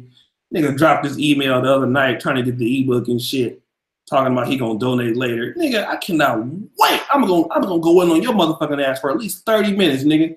Cannot wait. I've been waiting to cut your motherfucking ass out all goddamn day, nigga. I cannot. You back? Yeah, can you hear? Is it gone? Yeah. I'm about to cook this nigga up real quick, dog. But I'm gonna go ahead and cook. No. I'm gonna let his ass. Let me give a shout out to my man that donated in this motherfucker. No, actually, it was a woman. And y'all know typically, man, I don't take black women's points of views and shit at all. But on any damn episode. But you know, Shalari Dunn. What up with you, boo? Thank you for the $10 super chat. Now again, you know, I thank all you motherfuckers in the building for supporting and shit like that. You know, we would appreciate for those of you who watching live, like the video, okay, and get these motherfuckers up. All right, we love to see you guys liking the video and helping us out with the likes and shares and shit. It's 181 of you motherfuckers out here, and not a lot of you motherfuckers liking the goddamn video. You niggas are something else. All right, Steve, if you want to go to the next caller, we can, brother. All right. Area code, we got an order. Oh, yeah, I'll call in. Area code 314. What's your name? What's your question, sir? What's up, y'all? It's your boy Killzone. I'm back again. What up, fam? All right. So, it's not necessarily, I got a question. So, I agree with O'Shea. And I also agree with you, Steve. If you allow a woman to treat you a certain type of way, based on your income, then you a bitch, basically. But you know, I'm gonna have to lean a little bit more towards Steve because Pookie and Ray Ray in the hood right now, pimping out, you know, these sisters or whatever that's calling us, telling us that we ain't shit. Telling us that we ain't gonna be nothing, telling us that what's wrong with the black community and shit. These the same women that when income tax time come, Pookie and Ray Ray taking a whole fucking tax refund and flipping it on some keys out on the street. Buying bricks and bales of dope out on the street, taking that little $5,000 check and trying to turn it into $10,000. Meanwhile, she a CNA, a nurse, you know, she could be a woman, a businesswoman, whatever. And this nigga's out here in the street playing with guns, shooting pool, playing Madden, and in the house all damn day, while, you know, or out on the street all damn day while she out here working, trying to provide a stable income and stable household. But this nigga got all his homeboys, they got Dracos and Glocks and all this other shit. So, O'Shea, if brothers out there that ain't doing shit with their lives, niggas that's beating us out of the coochie, right? Thus distinguished brothers is out here running these damn households. Because I know a chick right now that when I was in my simping days had 2 degrees, dynamite job, making $30 an hour, but she kept letting this nigga keep coming in her, multiple niggas come in her life, fuck it up, and get her put out of her nice neighborhood, get put out of her nice house, all this other shit, fucking with these niggas. These no good, ain't shit ass niggas be having just as much control as a nigga who got more money in the house. And I agree with you, Steve, as far as the whole Jay-Z and Beyonce thing. If a woman don't respect you, she gonna let whatever happen to you happen to you. All right. Well, O'Shea. So that's just my little two. All right, O'Shea, what do you have to say on that, sir? No, I mean that's true. I won't disagree with that. But the thing about it is, do you want to deal with a woman that has fucked with Pookies and Ray Rays and has had if a woman comes to you and tells you, Kill Jones, hey, I got a history with fucking with Pookie and Ray Ray and ain't shit niggas and taking care of them. Would you want a woman like that in the first place? Every woman's fucked with a Pookie and a Ray Ray, sir. Okay, well, you say white women, right? All women have fucked with ain't shit dudes, dog. It doesn't have a. But ain't shit dude is different types of ain't shit dudes. You have liars, but we talking about motherfuckers who ain't at the house doing nothing. He's talking about a very specific circumstance. Okay, yes. So in that case, he's talking about a very specific circumstance where you have a woman that's got something going on for herself, but she's fucking with an ain't shit nigga. I mean, for the sake of the argument, that woman is fucked up regardless of where she goes. Okay.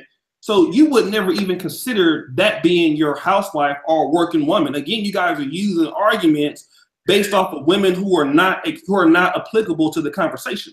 What we're talking about in the conversation are the working woman and the housewife, which means that this woman has passed several battery tests to deal with you, okay? And it's to the point where you find her worthy of being with you in a long-term relationship. That means that if she has fucked with Pookie and Ray Ray, no matter how good she looks, and she has a history of doing that, you wouldn't consider her anyway. So we're not talking about women like that. Yeah, what he's saying is definitely true. But you wouldn't marry her.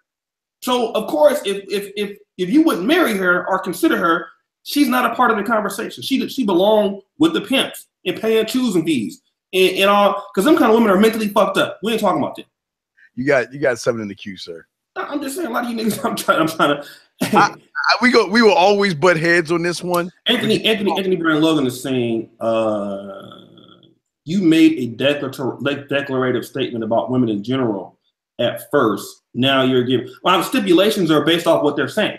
So the name of the show, Anthony, I know you got in late, the working woman versus the housewife.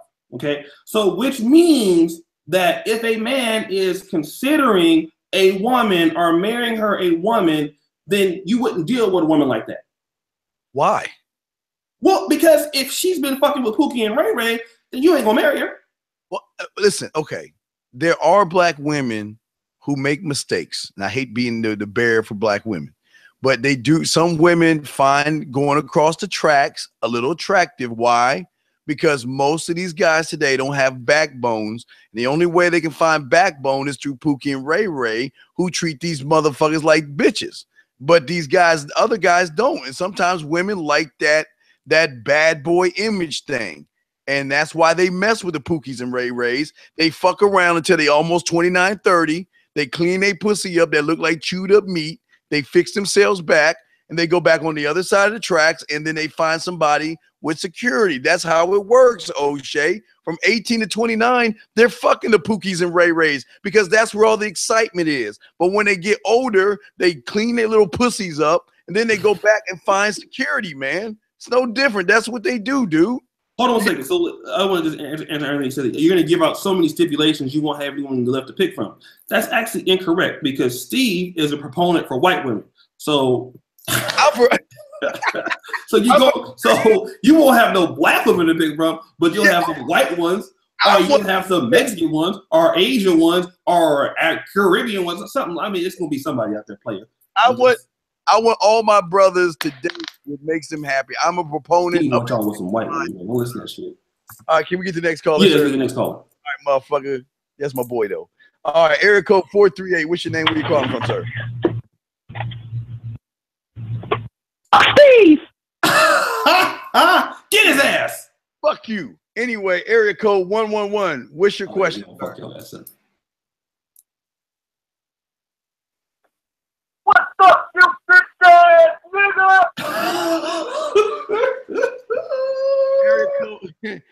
I'm just bringing him. Area code 817. Did you have a question, sir? Oh, God. Yeah, I got something to say on the topic. All right, go ahead. All right, so y'all talking about. I heard exactly what you talking about, Steve. You talking about like every bitch fucked up Pookie and Ray Ray. I happen to be a fucking Pookie and Ray Ray, but I got a job though. Yeah, no doubt. But I'm saying I'm speaking for the Pookies and Ray Ray. Without that blueprint, you know what I'm saying, the foundation, we give the blueprint to the niggas who ain't getting no pussy on how to get that big pussy, who they trying to get. You know what I'm saying? So without us, you would remain a motherfucker sitting there watching YouTube and movies all day, trying to wonder why you can't get no ass on a fucking Saturday night by yourself. Because you didn't have a Pookie and Ray Ray. That's why everybody used Pookie and Ray Ray as an escape. Because the same way Pookie and Ray Ray got millions of niggas ass out here. Free Ray Ray. That's true. And a bitch gonna fuck like you say, she gonna go through all type of niggas in her life, whether she get them pussy or not. But when it's just like anything in life, like you gotta learn. I mean, saying you not always, but you gotta fuck up to learn. You know what I'm saying? Like it's just like a nigga who went to jail or something. Like it probably took him to go to jail to realize how important being free is. You know what I'm saying? So she probably fucked a ride or two. You know what I'm saying? And shit like that. You know, but she got her a fucking Russell Simmons or whatever. What's that nigga name? Oh yeah, Russell Wilson. Russell at the end of the day. God damn it, I love this fucking Pookie Ray Ray, motherfucker. And she ended up getting her. Yes. A Russell. Yeah. Thank you very. God damn it, dude. Hold up, dog. I'm gonna give you. You stay your ass on the phone. I'm gonna give you a damn. No, matter of fact, I'm gonna give you a dad. Dad, what you want to say? No, Dad got hoes. Shit. No, you get that, dog, because now hopefully that has gone through his monkey ears as my dog listen to this, because Sierra is a case in point. She went over there on the other side of the tracks, like you said. She even fucked Bow Wow. She went through 50 Cent, Amari Stoudemire. She was going through all those dicks and had a kid with fucking Future, even though across the tracks. And then what did she do? Clean up her image, clean that pussy that looked like chewed up meat, went back to the other side and found a sucker that was all about security. O'Shea, Duke Jackson, what do you have to say on that, sir? I mean, listen, we're not disagreeing with that. Oh, shit. But, you know, the video stuck on me. Okay, hold on a second. We don't disagree with that. I'm not disagreeing with that. But again, we're not talking about blue pill aware men, right? The guys that have value and guys that have standards, you're not gonna let a woman like Sierra, who been around the block, fucking everybody. You're not gonna choose that woman to even be considered to be serious. You're gonna do what everybody else did, with just fuck her and toss her. I mean, while that happens, if you understand the kind of content that we push on the nigger ministry, you won't even touch a bitch like that. It's impossible. O'Shea, have you ever been to Walmart? I don't know if they have that shit in Poland, but If you go to Walmart or Target or go to the mall, sometimes you're going to see that real hot looking chick that you knew back in her day. She was either a cheerleader, an athlete. She was just a badass bitch. She's just a little bit older now, and she still look bad. And then you always going to see her with that motherfucker that got that baby, that one strand of hair across his hair, a receding hairline. He all fucked up looking and shit. Because, O'Shea, the thing about the guys on the other side, they dream of having women like this, and they will take the crumbs that she gives them. They'll take the old age. They'll take all them damn kids if it means I get to be with the old cheerleader. She may be washed up now, but she used to look hot. Right. That's the stand. That's why this caller is absolutely right, because they do all the fucking because they're the roller coaster ride. The guys on the other side of the track are the libraries, and the library guys will take any kind of woman that looks sexy, still has a little bit of ass left, and you know she cleaned up her pussy a little bit. They'll take her. But that's sucker shit, though. I mean, Steve, we're not talking about, you know, what the brother. Shout out to Pookie and Ray on the phone. But my nigga, you know, when you at home with your wife, you know what I'm saying, the one that you love, you know what I'm saying, you kill a brick about her. Who you think taught her how to suck dick so good and fuck so good? O'Shea? No, I mean that's true, nigga. I mean, cause shit, I got my ass got some Pookie and Ray ways, nigga. I'm you know. Especially if you're a nigga you know you can't fuck, and she just really with you out of love. Cause you can't tell her how to suck your dick like that. No, I don't disagree, my nigga. I don't disagree with what you're saying. She practiced with them. Yeah, no, that's true. Thank you, man. Oh man, right. But we're not discounting that. But again, my nigga, listen. If you a dude, like I said, you got a little bit of game, right? I'm an ugly Pookie and Ray. That just can read and write and shit. You know what I mean? So I done been through every scenario with these hoes. I done been Pookie. I done been the trick. Listen, I done, and this is the cold thing apart. Sometimes in my life, I've been Pookie and Ray to one bitch and been tricking on another bitch at the same time. Now, some of you niggas ain't did that before. That's how cold the game worked. Some bitches I was really pimping on, and some hoes I was simping on at the same time, on the same day.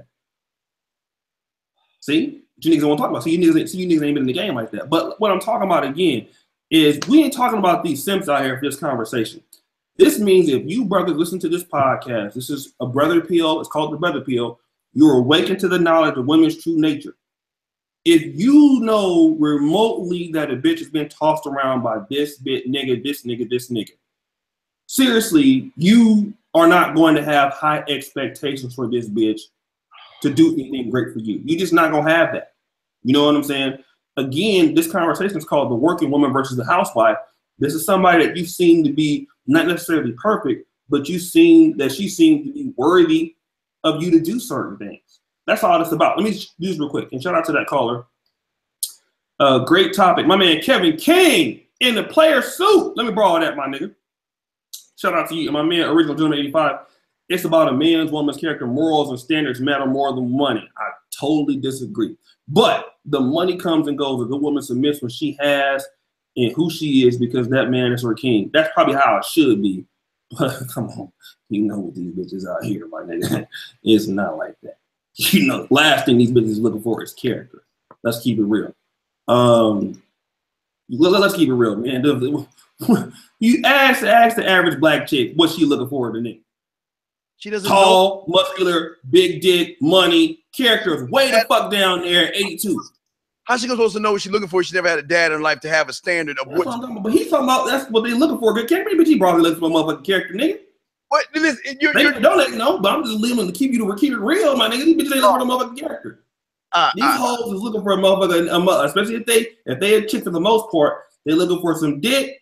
They're looking for a motherfucker that's big, tall, muscular, all that character. Man, the last thing these bras looking for is a motherfucking character. And maybe if you got enough game, which most of you niggas don't, because you ain't got no motherfucking mouthpiece, you can't talk. You know what I'm saying? You ain't the beast from the east like me. You know what I'm saying? Unless you got some serious personality and you can really stump a bitch with some comedic pleasure, or you really got game and you the beast from the east and you just got mouthpiece more than the motherfucking Western Oil got grease, then you can bombard a bitch like that. You don't need it. But my nigga, for the most part, if you ain't hella attractive, if you ain't clocking dollars, you ain't pushing that whip, ask a broad nigga characters 92 down the goddamn street. Ain't nobody looking for no motherfucking character, nigga. These bras ain't looking for no character. They ain't looking for no motherfucking direction. They ain't looking for no motherfucking protection because they don't need you for no protection. These hoes looking for money. They looking for looks, and they looking for a nigga they can brag on. You're wrong. You're That's wrong. what these bitches looking for. What are you talking about? Come on, man. What world do you live in, nigga? You live on planet fuckery? You live on planet fuckery where the president is Captain Fuckery. And all he does, he don't even talk. He just talks out his ass cheeks and move his ass and come out his ass. And that's back at you, motherfucker. Whoa, yes. Women that's how you talk. Motherfucker. Fuck you, O'Shea. You got calls. Get the call. All right, area code 773. And Evan, you're on, sir. What'd you have to say? Hold on, stop the show. I want O'Shea to address the case of Barack Obama and Bill Cosby. You want to eat a dick? Stop the show real quick. Motherfucker, I ain't telling them nothing about no fucking O'Shea and fucking Barack Obama. White Patrice, black Patrice, orange Patrice. Bitch, if you want me to address something, you better super chat this motherfucker. I'm not going to tell you shit. Shut your motherfucking ass up. I want you to suck a dog's dick. Nigga, I'm tired of you motherfuckers talking about what you been talking about. Who the fuck do you think you are, nigga? Shut your motherfucking ass up. I don't give a fuck if you white, orange, yellow, neon green. Shut your ass up. I ain't talking about shit, motherfucker. Who the fuck you think you are? 219 motherfuckers in this bitch, and I'm gonna just stop the fucking show and talk about what the fuck you want me to talk about. Shut your motherfucking ass up, nigga. You piece of shit. Get your ass out. I'll kick you out this motherfucker, goddamn. Don't fuck with me. Shut your punk ass up, nigga. Ain't nobody talking about shit for free, motherfucker. It's my show. MC's show. It's not my show. Damn! I'm tired of you motherfucking niggas. Fuck y'all. All right, go ahead. Okay, that was being brought to you by NyQuil. The nighttime sniffling, sneezing, coughing, viewers. Rest my life. Okay, Eric goes up. Ass nigga, shut your motherfucking ass up, bitch. All right, hey, what up, y'all? This Fred in the shop. Anyway, look, I'm kind of agree with O'Shea because I was in a situation. I'm married now. I was in a situation where I was making my own money, but she made more money than me, but she wanted to run me. Okay. And I can't roll like that. It's your fault then. I can't roll like that. It's your fault. Okay, here's a new situation. My wife, she lives with me in my place that I purchased. Mm-hmm. I make all the financial moves. Mm-hmm. But women that make more money than you, mm-hmm. they tend to not want to respect you. Mm-hmm. That boy's good. Okay. He's good. That boy's smart. Hey, 773, you're the reason why you're the reason why she was treating you like a bitch. Because I'm not calling you one. I'm just saying the reason she treated you like a bitch was because your behaviors and mannerisms was that of a bitch. Now, hear me out what I'm saying. I'm not calling you one. I'm just trying to connect these dots. Because as a man, I don't give a fuck if she's making $1 trillion. She's going to respect me at my fucking door, in my fucking house. And your problem was you allow her to think that she could be king in your castle because there was something that you did or compromise or something that you did to make her think that she could talk to you any old kind of way. So why don't you tell us the whole story and tell us how you gave her your spine and your balls and to give her the thought that she could talk to you any old kind of way. Wait, you said your castle, but the bitch making more money than him? I did too much for her. I got her into the real estate game. That's what I do for a living. I don't work for anyone. All my income comes from real estate. But everything I do, because I'm in real estate, I live for free. So you could be making $100,000 and I could be making $50,000, but I have more disposable income than you do. And I can do things that you can't do, even though you're making more money than me. What I didn't do right in that situation was, and you know what, I'm going to agree with you. You're kind of right. I did too much for her. Oh, thank you. I knew it was even though she made. I did too much for her. Exactly. Let me ask you this question. But saying, but let me tell you, I'm really firm with O'Shea, old school, because if you want to be the boss, you got to pay the cost. Okay, but let me ask you this question: was she living with you, or were you living with her? So we were living. We had separate homes. I had my own home, and she had her. And okay, and then we all had separate homes. And you come over to your castle and tell you what the fuck you should be doing? Oh no, she couldn't do that at my place. No, but wait, that at my place. You know, the reason why she felt like she had an up, because she felt like I can do this because I have been doing this with other guys, and because I make more money than them. Oh, okay, but hey, what do they have to do with me though? That's your problem. See, I'm not them. That's how you should expose it to her. But be honest with us, because O'Shea, you need to hear this. Tell me, when y'all had your first fight, you were the one that said sorry first. You were the one that tried to make it right. Oh yeah, you're right. You're right. Exactly. Right. All right. I'm not Stop the show. Stop the show. What I am agreeing with O'Shea is because if you can't call all the shots and there's some decisions about finances, they're gonna pull your coattail. One day. It may not be the day. You make your respect now, but down the line, she's going to say, well, I made more money than you. Oh, wait a second. But stop. Whoa. Again, young man, I understand. No. Hold on. Being married. Now, hold on. Now, let me explain it. Now, wait. Tell me one thing. I control all the money. Oh, of course you do. Of course you control all the money. I control all the money. But you didn't before. You know why? Because you didn't have a standard. You had no backbone and no balls. You even showed us why. See, O'Shea over there clapping for you and everything, but he's looking at the end result of what you become now. See, if you were a man back then with that fucking woman who thought she could run over you, which she did, you wouldn't apologize and compromise to her fucking ass, because that's what men don't do that shit. So you got what you deserve. See, O'Shea, this is what happens. But I'm going to tell you the difference about those two women. That woman that when I was in that situation, she was a full black woman. The woman I'm married, she's Venezuelan and black. Well, so their attitudes are completely different. They're completely different. Hey, wait, hold on now. Completely different. I just threw a loop in everything I just said because you can't make it about color. That. No. Yes, you can. Why can't you do that? Or Venezuelan, or your old one was black. You train let me ask you this question. Let me ask this question, because I'm sure O'Shea wants to say something to you. When she was selling property to all her clients, was she yelling and screaming at them? Oh yeah, let me tell you why I had to break the relationship. The guys that I have working my crew, she wanted to tell me I couldn't buy them beer and I couldn't let them get drunk and I couldn't let them hang out, but they're giving us a discount on all this. And how many times she say that to you? Oh, she did it once, and that was it. I was done. No, she did it twice. On the second time, I was done with it. I finished the project up, but I had to let her go. Then she wanted to pay me with the trip. I don't want no trip. I need some money. Okay. Well, the bottom line is this, young man. O'Shea, what do you want to say to him? No, man. I'm just listening. Okay. I'm just saying, big dog, is this. You are a prime example of why black men get treated like shit from black women, because you know it now. I'm glad you have a wife, and I'm glad that. Oh yeah, I know it now. You got to put a foot in there. You got to be firm. Huh? You got to be firm. And a lot of that, the reason why I was a simp was because of my mother. Of course, I must admit it. My mother had, the way she raised me. I did too much, and.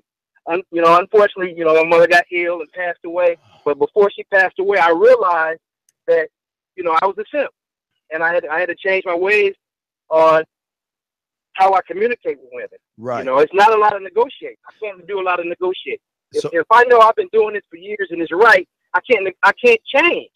Let me ask you this last question: do you and your wife now share the same bank account? Yeah, I got it. Yep, we have. Well, we have access to. I got access to her account. Well, in my account. Hold on, but let me explain to you. We got separate accounts. She got her money. I have my money. Then we have an account where we put. She put a little bit of hers in. I put a little bit of mine in. Mm-hmm. So you don't monitor what she does with her money? Oh yeah, I monitor it. I can look. What she's doing. Whenever I monitor it. But we have a budget. See, I'm like, as long as you put this certain amount in our joint account, I don't give a fuck what you do with that money. Right. Okay. Well, we got other. All right. Well, we got other callers, and thank you very much, man. All right, appreciate it, y'all. Yeah, you know what? I'm gonna donate. So I'm gonna go to PayPal. I got y'all. That was what's up. Hey, man, we appreciate the phone call, and we're glad that you have that. Hey, dog, when you pull her hair, does it feel good not to deal with it? Oh, I love it. You know, I would never. I love my wife. Let me tell you this. I love laying next to her. Her hair is just wonderful. All right. Hey, no weed. When you donate, tell everybody in the chat room what you love about your Venezuelan and black wife. Could you do that, please? I will. I got you. No doubt. Thank you, sir. All right, O'Shea. Straight to PayPal. All right, thank you, sir. Now, O'Shea, you got 6 in the queue, dog. You got a bunch of people. We got 13 minutes, guys. If y'all want to call in, 6 in the queue, sir. Go ahead and bring the next caller on. All right, area code 64. Oh fuck. What do you want? O'Shea, you know your girl out here fucking yo, and yo, Steve, you're a bitch, nigga. Fuck you, nigga. Suck my dick, you whole ass nigga. Are you done? Oh, he's done. Okay, well, let's go to the DMV. Eric, wait, let me see. Okay, area code 301. Did you have a question, sir? What's good? O'Shea, I got a question for you, bro. Do you feel like the man should pay when you take a woman out to dinner still? Let me see. Where is he at? Oh, that's a good question. Do I feel like a man should pay? It depends on who asks who. If you ask her to go on a date, yes. If she asks you to go, then I don't think you should pay. But if you ask a woman out on a date, you should pay yes. If you ask her to, I'm going to take you to this place at this time, then yes. So you want to stay-at-home wife, right? Because if you're talking about tradition, I'm down for the wife, the stay-at-home woman. Give me that all day. I don't mind taking care of the home. You know, let her be in the house with the kids, raising the kids properly. So we won't have them, stealing nobody's TV down the street. And shit, I know they at home where they supposed to be because she's there to help them, take care of business. I'm like, yeah, if she want to go out there and get her a job, then she still got to take care of what she need to take care of at home. Mm-hmm. That's her decision then. But if she can, do whatever she want to do with her help, best believe I'm going to monitor that shit. She ain't going to be up in there just spending on all type of dumb shit. She's going to take care of what she need to take care of. But I like a wife. I want a wife. Hell, shit. Give me that all day. I don't like nobody talking all hard and mad at me like a nigga. That shit's a turn on. But that's just my opinion. Some people like getting their ass whooped by their wife. Hey, it is what it is. But that's all I got to say. All right, man. Thanks for calling in. Let me just add to that real quick, man. Like I said, it's going to depend on the woman, right? Like, for example, I met a really feminine friend. I don't date her or anything, but she's in her last year of medical school in the Polish program. Now, of course, if you have a wife with a certain skill set, it just depends. Like in my profession, you might meet a woman that's a physician. You might meet a woman that's a nurse. Those kind of women are going to want to work because, they've been in that type of skill. So it depends on the woman's skill set. As a man, you should be able to help maximize your wife's, our future wife's skill set. So whatever if she's good at and it's economically viable, then if she can bring income into the house, then it's your job to help her do that. A lot of the problem with a lot of brothers, man, a lot of brothers are not really business minded. And a lot of Indian men, a lot of Pakistani men, a lot of Chinese men, their wives do work, but their wives work for a certain period of time. Maybe they have a business where they have employees, stuff like that, where they know a certain thing about the industry. I know a female, for example, she's a nurse practitioner. She went to school for a minute and then had a baby, and now she makes like $50 an hour. She works 3 days a week.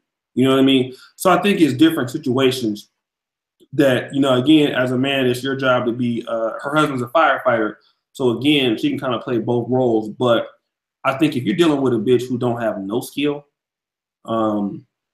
that's bad. I hope every brother you know, can at least get with a woman, no matter what her race is, that brings to the table some kind of economic earnable skill that she's learned before you meet her.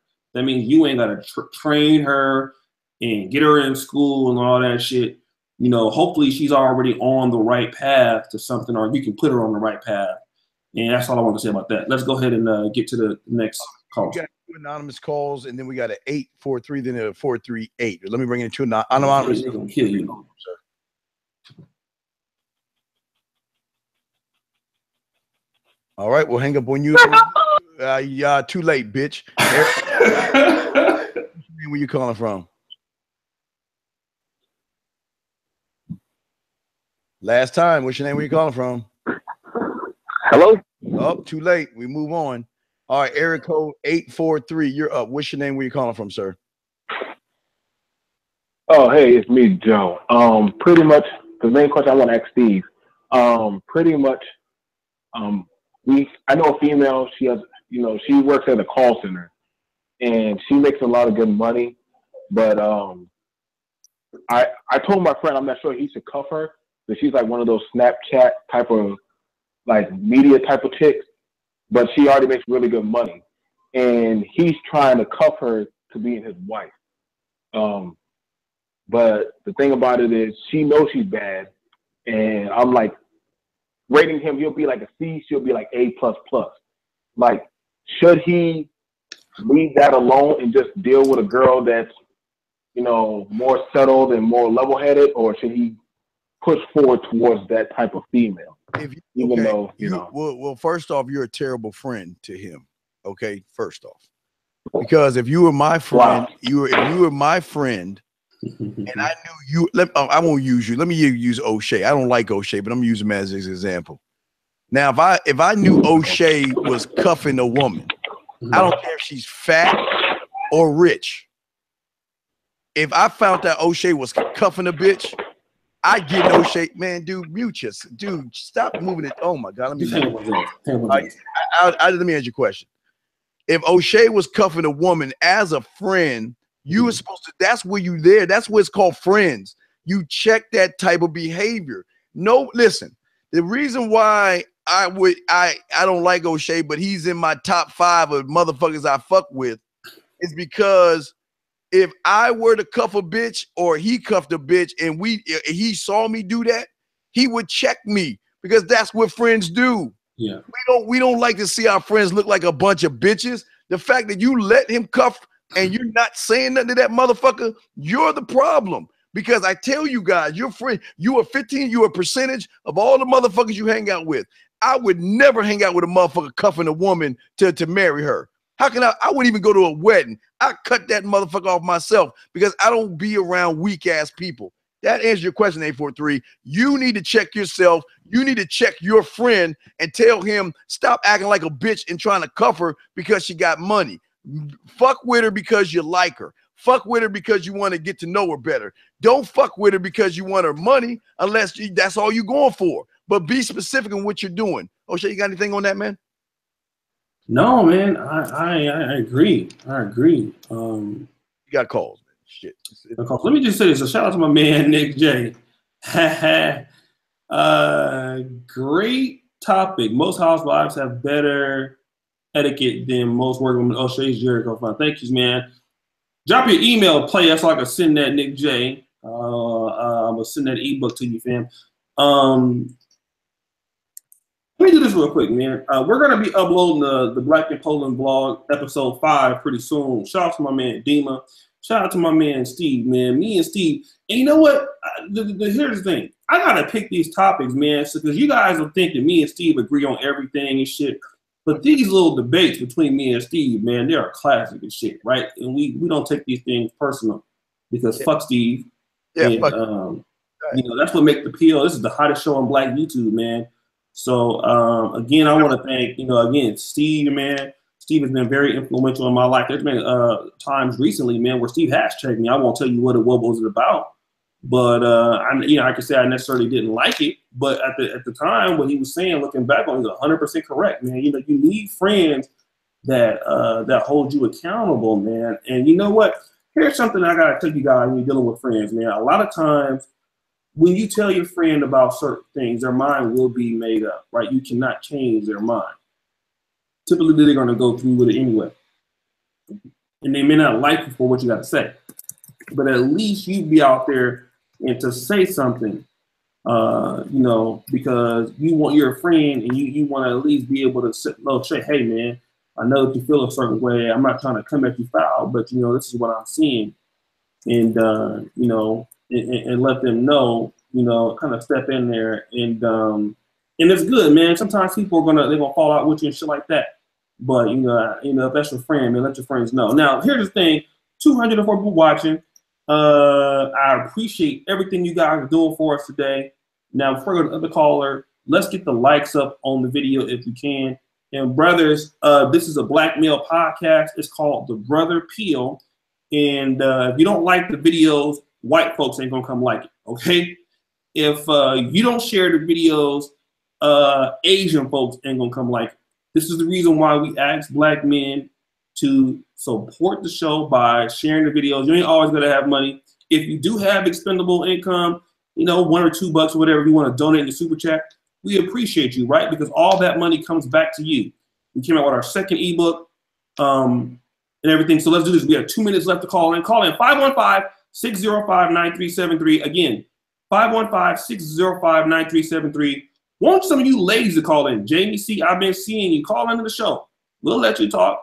Call in right now. You got 2 minutes. I see Damien in there. A lot of you guys call in. Women, we want to talk to you. And again, we want to thank you guys for everything. We're trying to improve it and make it better. So again, keep the lights coming up. And for example, and also if you're a brother that hasn't donated in a long time on Android, hit the super chat button.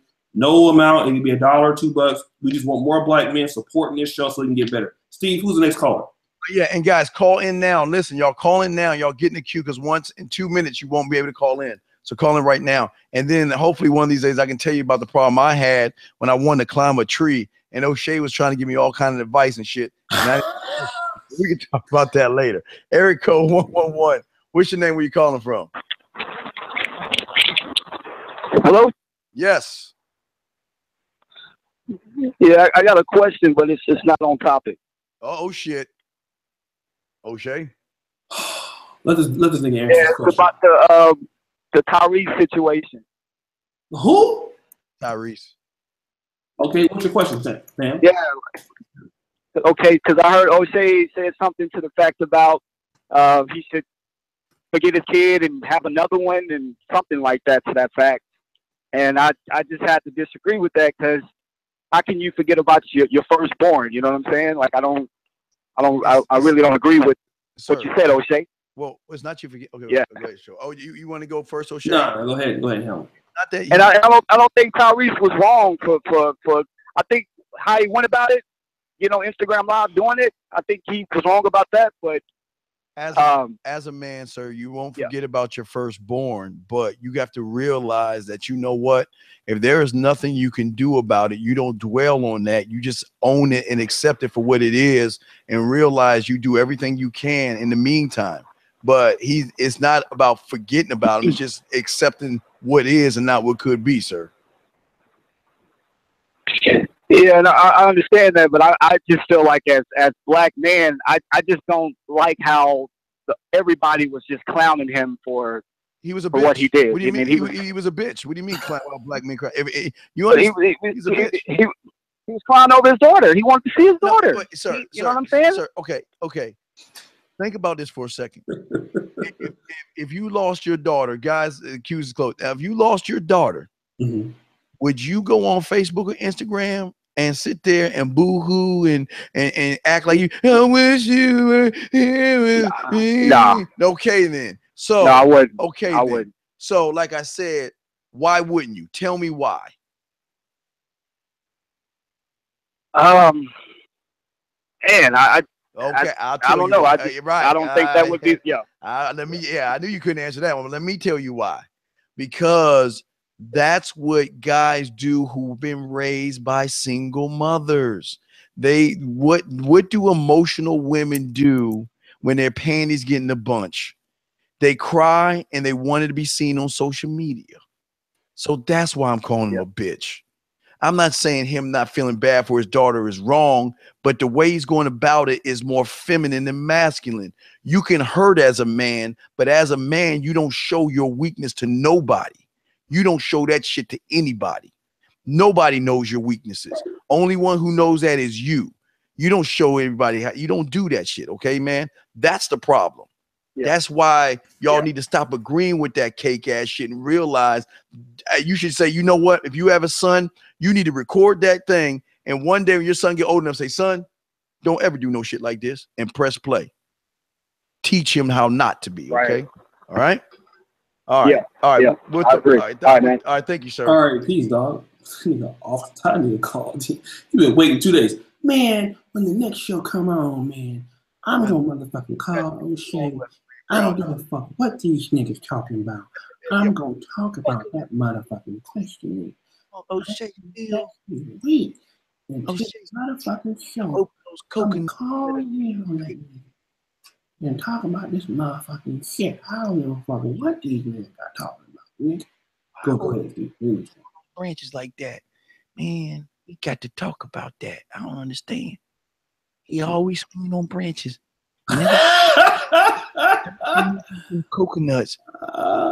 We smashing the rock sideways. If he just pointed the rock at the coconut, he'd probably crack it open. But maybe I want to ask him that later. Maybe I'll ask him later and see if he answered it. All right, let me bring the next call in. Eric Code 111. What's your question for me or O'Shea? What you got? Or O'Shea and I.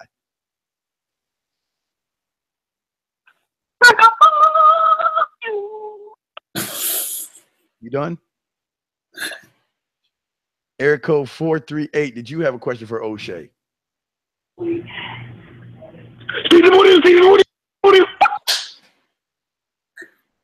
didn't get a chance to finish it. Okay.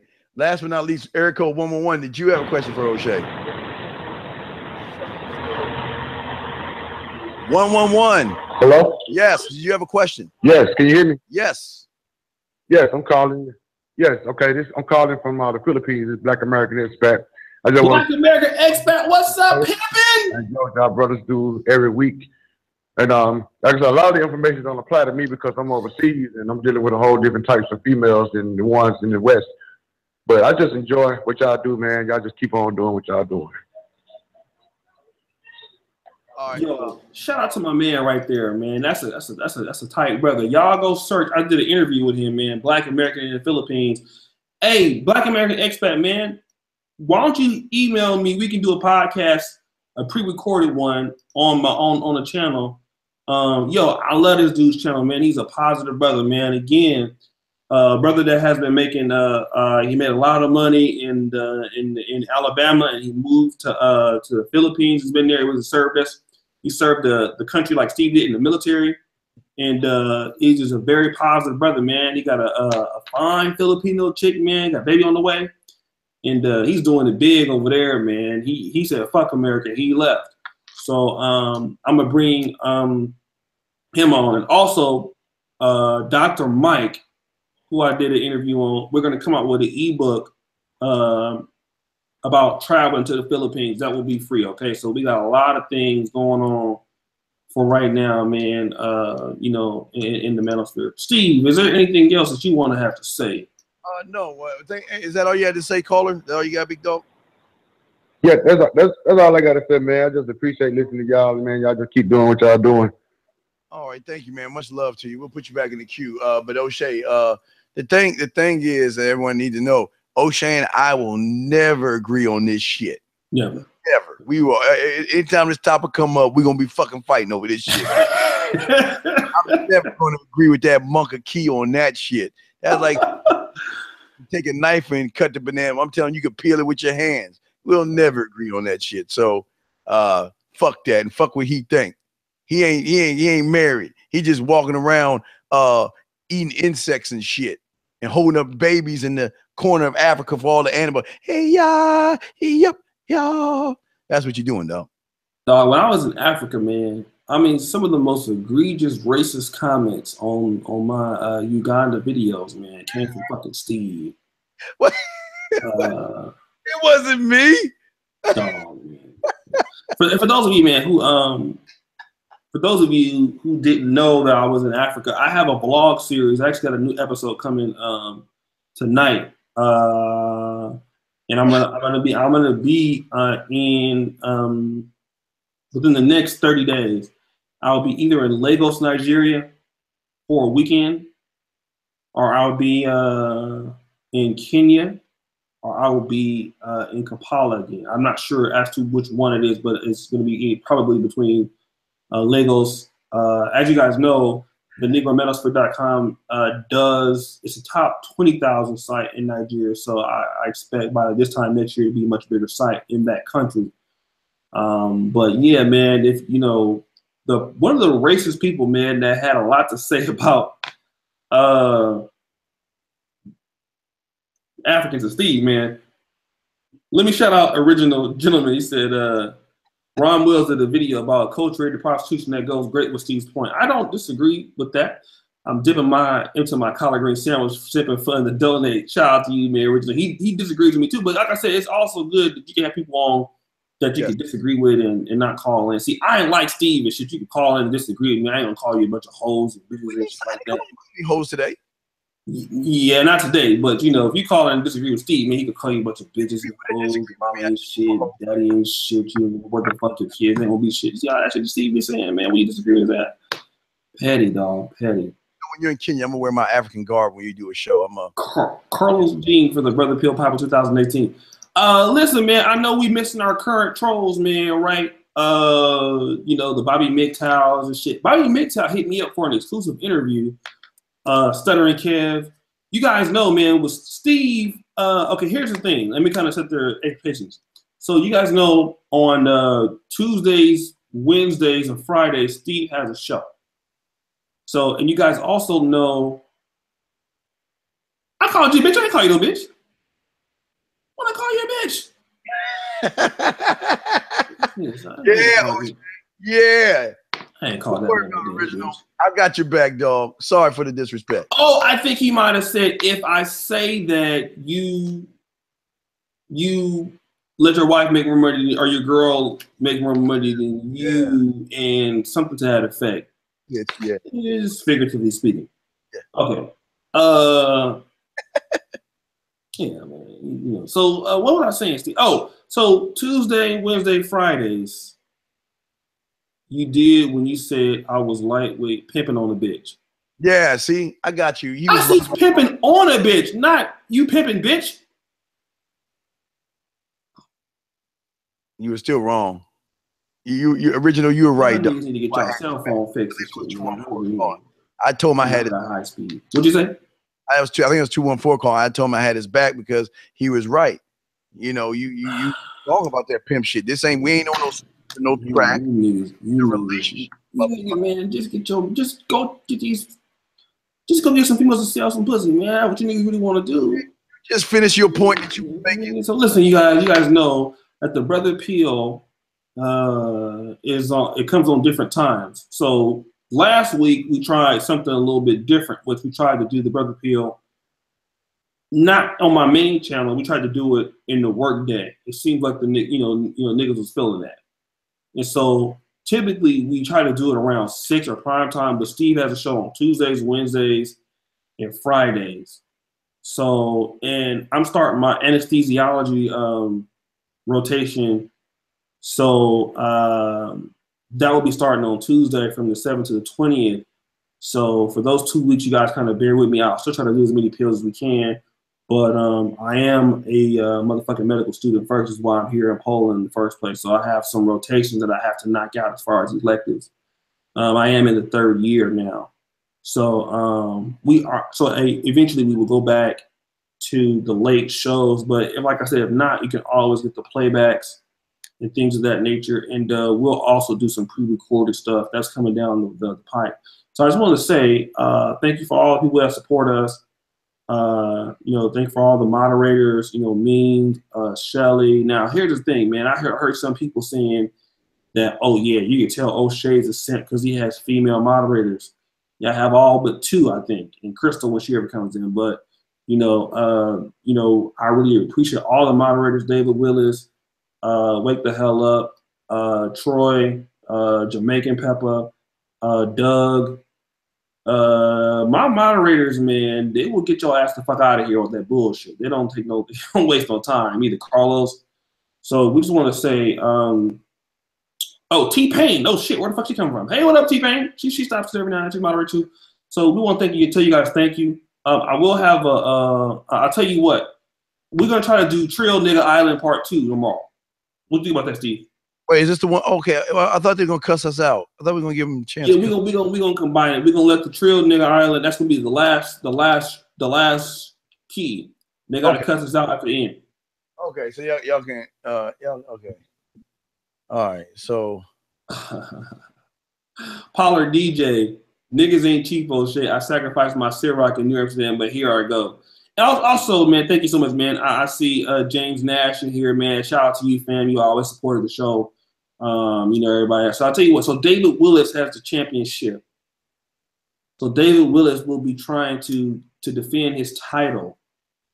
So for those of you who want to be on Trill Nigga Island, man, email me, planetoshay@gmail.com. It's going to be we'll probably put a Patreon stream up and do that. And it'll be a lot of niggas watching. So what time tomorrow, Steve? After the Cowboy game. Well, you niggas ain't gonna win no way, so it's not really gonna matter. Look, anyway, I just want to say something about someone saying something about Shelly being a monitor. See, this is where y'all black people go wrong. God, I always find it wrong in y'all motherfuckers all the time. See, the thing about Shelly that should show you black men something, that she is doing something because she enjoys the show, she supports the show, and she's trying to help out any way she can without asking for anything in return. You see, most of you guys need to follow that blueprint, and you'll get more respect than always having your hand out, wanting something back instead of being supportive, like they always say the other color man does, O'Shea. That's all I want to say about that. Hey, Steve, man, let them see your happy dance video. No, if y'all want to see my happy dance video, I posted it on, man, I accidentally put my daughter on there. I just tried to take that one off.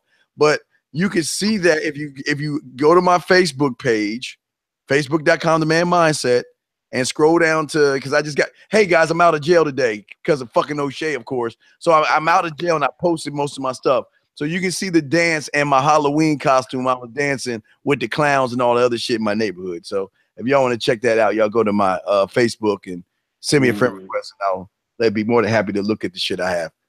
So yeah, he was so happy to be around them white folks on that day. It wasn't a happy white dance, motherfucker. It was that, look, man, life is beautiful, man. I got me a new bird called Negan. I bought me a new bird and shit. I got 3 dogs. My daughters are straight A students. My son is taking college courses already in high school. He's already got scholarship offers and stuff. I mean, life is great, man. But a new video game system is coming out Monday night. I get to stand in line with me and my other son. We have to wait in line to get the new Xbox One X. I mean, hey, the Cowboys are playing. My fucking joystick is broken. I gotta get a new joystick. I told you about that shit. Everything is wonderful, man. Why can't I dance, man? I mean, fuck you. Why I gotta be all about fuck you? Why can't you be supportive? Support me. You're not gonna be a hater ass nigga, man. I know. But anyways, man, I just want to let everybody know. So tomorrow we'll have a good show, man. We really appreciate everybody who was, this time last year. I just want to say something about this channel. This time last year, the man known as O'Shea. Let's kind of go back to tell you how quickly 18 or 19 months can change everything about you in your life. This time last year, O'Shea Duke Jackson, I had like 20,000, 25,000 subscribers on my main channel. This channel did not exist. I want you guys to understand that. This channel that we're on right now did not exist. It was not a channel over here. The Negro Manosphere maybe had like 3 or 4 articles or something like that.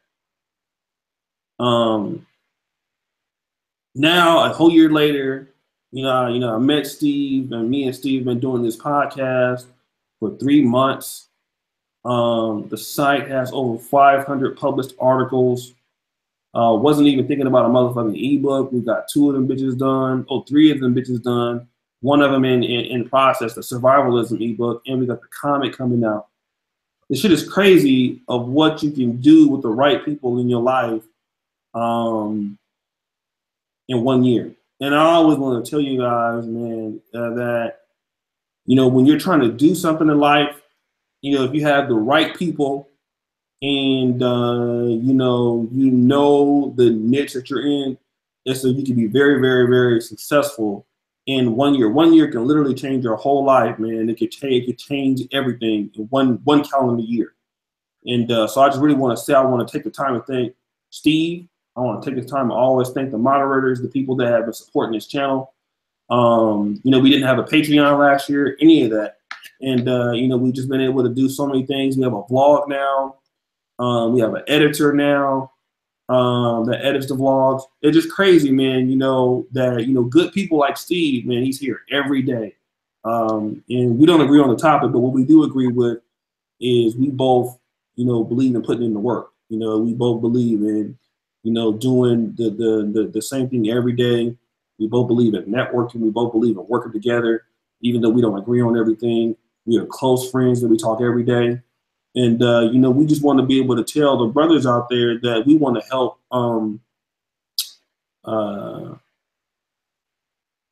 we want to be able to, Donovan Sharp was how I found out about O'Shea earlier this year. Yeah, I brought Donovan Sharp up to YouTube. So I just really want to, hey, what up, Z, man? Shout out to my man, Z, man. I appreciate it, fam. Both of y'all helped me a lot. And that's the brother that got 100,000 YouTube subscribers, man. Z, man, I'd love to have you on the show. Also, my man out in Canada. And so, Lizzie Jens, I really like what you two are teaching about networking. Thank you so much. You know, we really just want to tell you guys, man, that there are a lot of people out there that feel that black men cannot do certain things, that black men cannot be productive. You know, you guys, and me and Steve put this every day, you know, you can be as professional or as productive as any other group of people. You know, I put the Brother Pill podcast against any podcast out there right now, Steve. What you say? Oh, yeah, I agree with you. I don't think it's a podcast out there better than us. And, you know, just, you know, I really have learned a lot from Steve. He's really kind of in certain things. I didn't know how certain things work, and he really has put me up on a lot of intelligent things. So, again, I cannot thank him enough for that. And, guys, we are building a really great network over here. A lot of brothers over here are meeting. My original gentleman, 85, is a guy you guys should try to connect with, because I believe he has some things going on in the Dallas area. He talked about, at least to me, on Facebook. My Facebook is in jail. But Carlos Jean out in Baton Rouge, I was able to connect another brother to another trucker. We did a show. Barry CEO is in the building.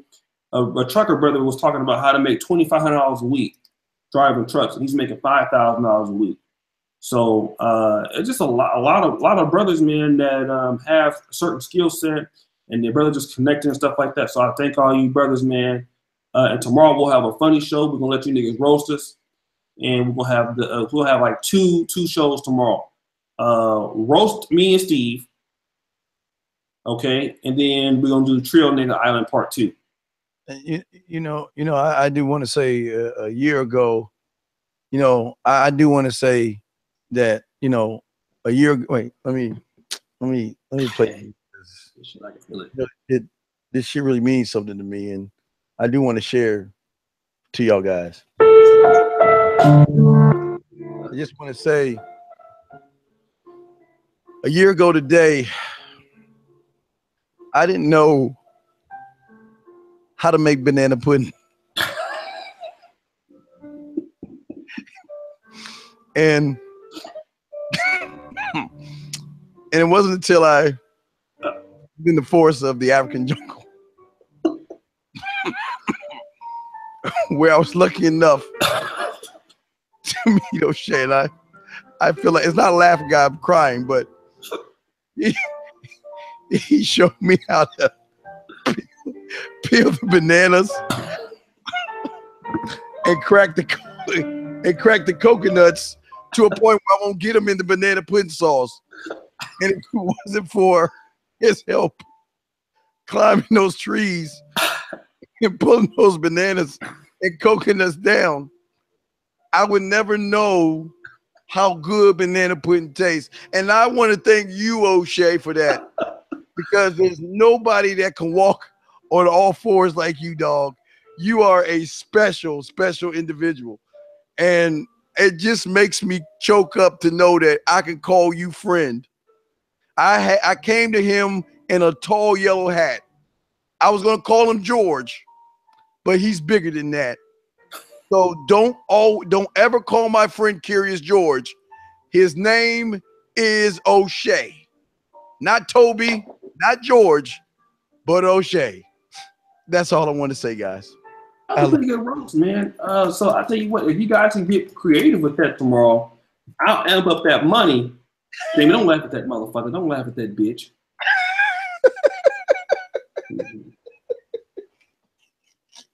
Laugh at his bitch ass. Hey, yeah, if y'all can roast our ass, man, I'm gonna throw some money in the pot, O'Shea. Fuck that. Yeah, we'll do that. We'll amp it up. We'll see how good you motherfuckers are. We want you to call in and talk a lot of shit. So, you know, and then I gotta do that moderator battle. We're gonna let the moderators kill each other because the moderators were having a beef one show, man. It was crazy. The moderators was killing each other in the chat, man.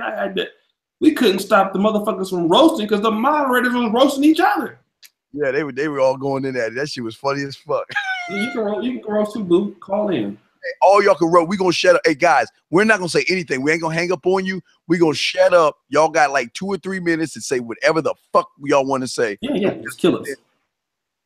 Talk about our mamas, about our mamas, our daddies. There's nothing off thing. You say whatever the fuck you want to say. Yeah. So, all right, y'all. Look, I'm out of here. Black in Poland blog. He said Steve racist fuck. He damn right. Steve is right. He hate black people, dog. But he love him at the same time. All right, man. So tomorrow, we'll schedule a show. And again, thanks everybody, man, for what we see, you know, in the podcast. Thanks for helping us grow. And tomorrow, I would say around what time? What time do your bitch ass Cowboys play? Man, I think my bitch ass Cowboys play at 3, motherfucker. I'll look it up real quick. You'll say right after you motherfuckers lose and you be in the bad. Time. Hold on a second. Give me 2 monkeys and 3 bananas. Give me a second. Some bitches lose tomorrow. Man, man. They play at 3 o'clock. They play at 3:30 game, dog. So they'll be able to lose by what, 6:30? Dog, we can get hey, at the fourth, late in the fourth quarter, we can start the show at 6, even though it's gonna be a little bit after. I can still watch the TV right in front because I'm excited. I'm about to get that Xbox One on Monday, baby. All right, so tomorrow, 6:30, we'll do the book appeal tomorrow. Okay. You can play on Sunday. Damn, I just saw that shit. You bitches gonna lose. Oh, hey, O'Shea, are you excited about Garoppolo playing for the 49ers real quick? Garoppolo. What team did he come from? The Colts? You don't know. Oh, man, what trees have you been in? Don't they have TVs up in the He's a backup somewhere, and he's like really good now, right? He's for New England Patriots, man. That motherfucker cold as fuck. Dog, I mean, okay, yeah, I remember that from the Patriots. But here's the thing. He sat the bench for like, what, 10 fucking years over there? No, he's been on the bench because he's behind Brady, man. Come on, man. How old is he? Huh? You know, I'm way over here. I can't even watch the fucking 49ers anymore. Man, dude, you need it, dog. You don't have a Cody stick? Oh, wait. Here's the thing, dude. The 49ers are like 0-45, right? You can put Jesus in the starting lineup, dude. The thing about it is, like, here's the thing about quarterbacks and guys like that. Like, under good systems, those guys can be good. You take any player and put them on the 49ers, they're going to be shit. You know what I mean? And if the guy can play, I mean, we're so terrible as an organization, we would ruin any decent player. We're worse than the Raiders. Okay? We have the worst owner. Okay? We haven't had a good owner since the Bartolo. His fucking sister, Ted York, bitch ass, just needs to go back to being a fucking doctor. He's a medical doctor. He should go back to being a pathologist. I don't know.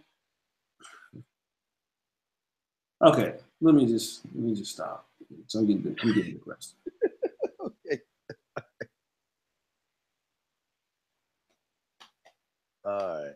I thought he was a pathologist, but he was a bitch. Now you calling people bitches and shit. See, shame on you. He is a bitch, man.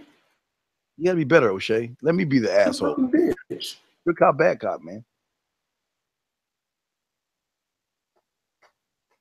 All right, man. So, fucking John York. What time is it over there? What you be bitching about? It's like 3 o'clock in the morning here in Poland. What time is it, man? So you can go and cry. What time is it?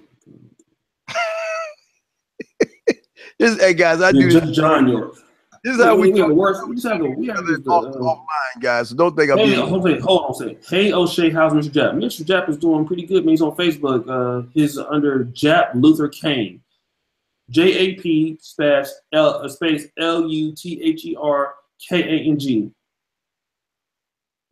Shout out to Dante's Cowboy Nation stand up. Stand up. Fuck y'all niggas. Let's go, man. I'm out of here. Peace. Damn, you gonna say fucking peace at the same time. Damn. Oh well, we still on. So you want something you want to say?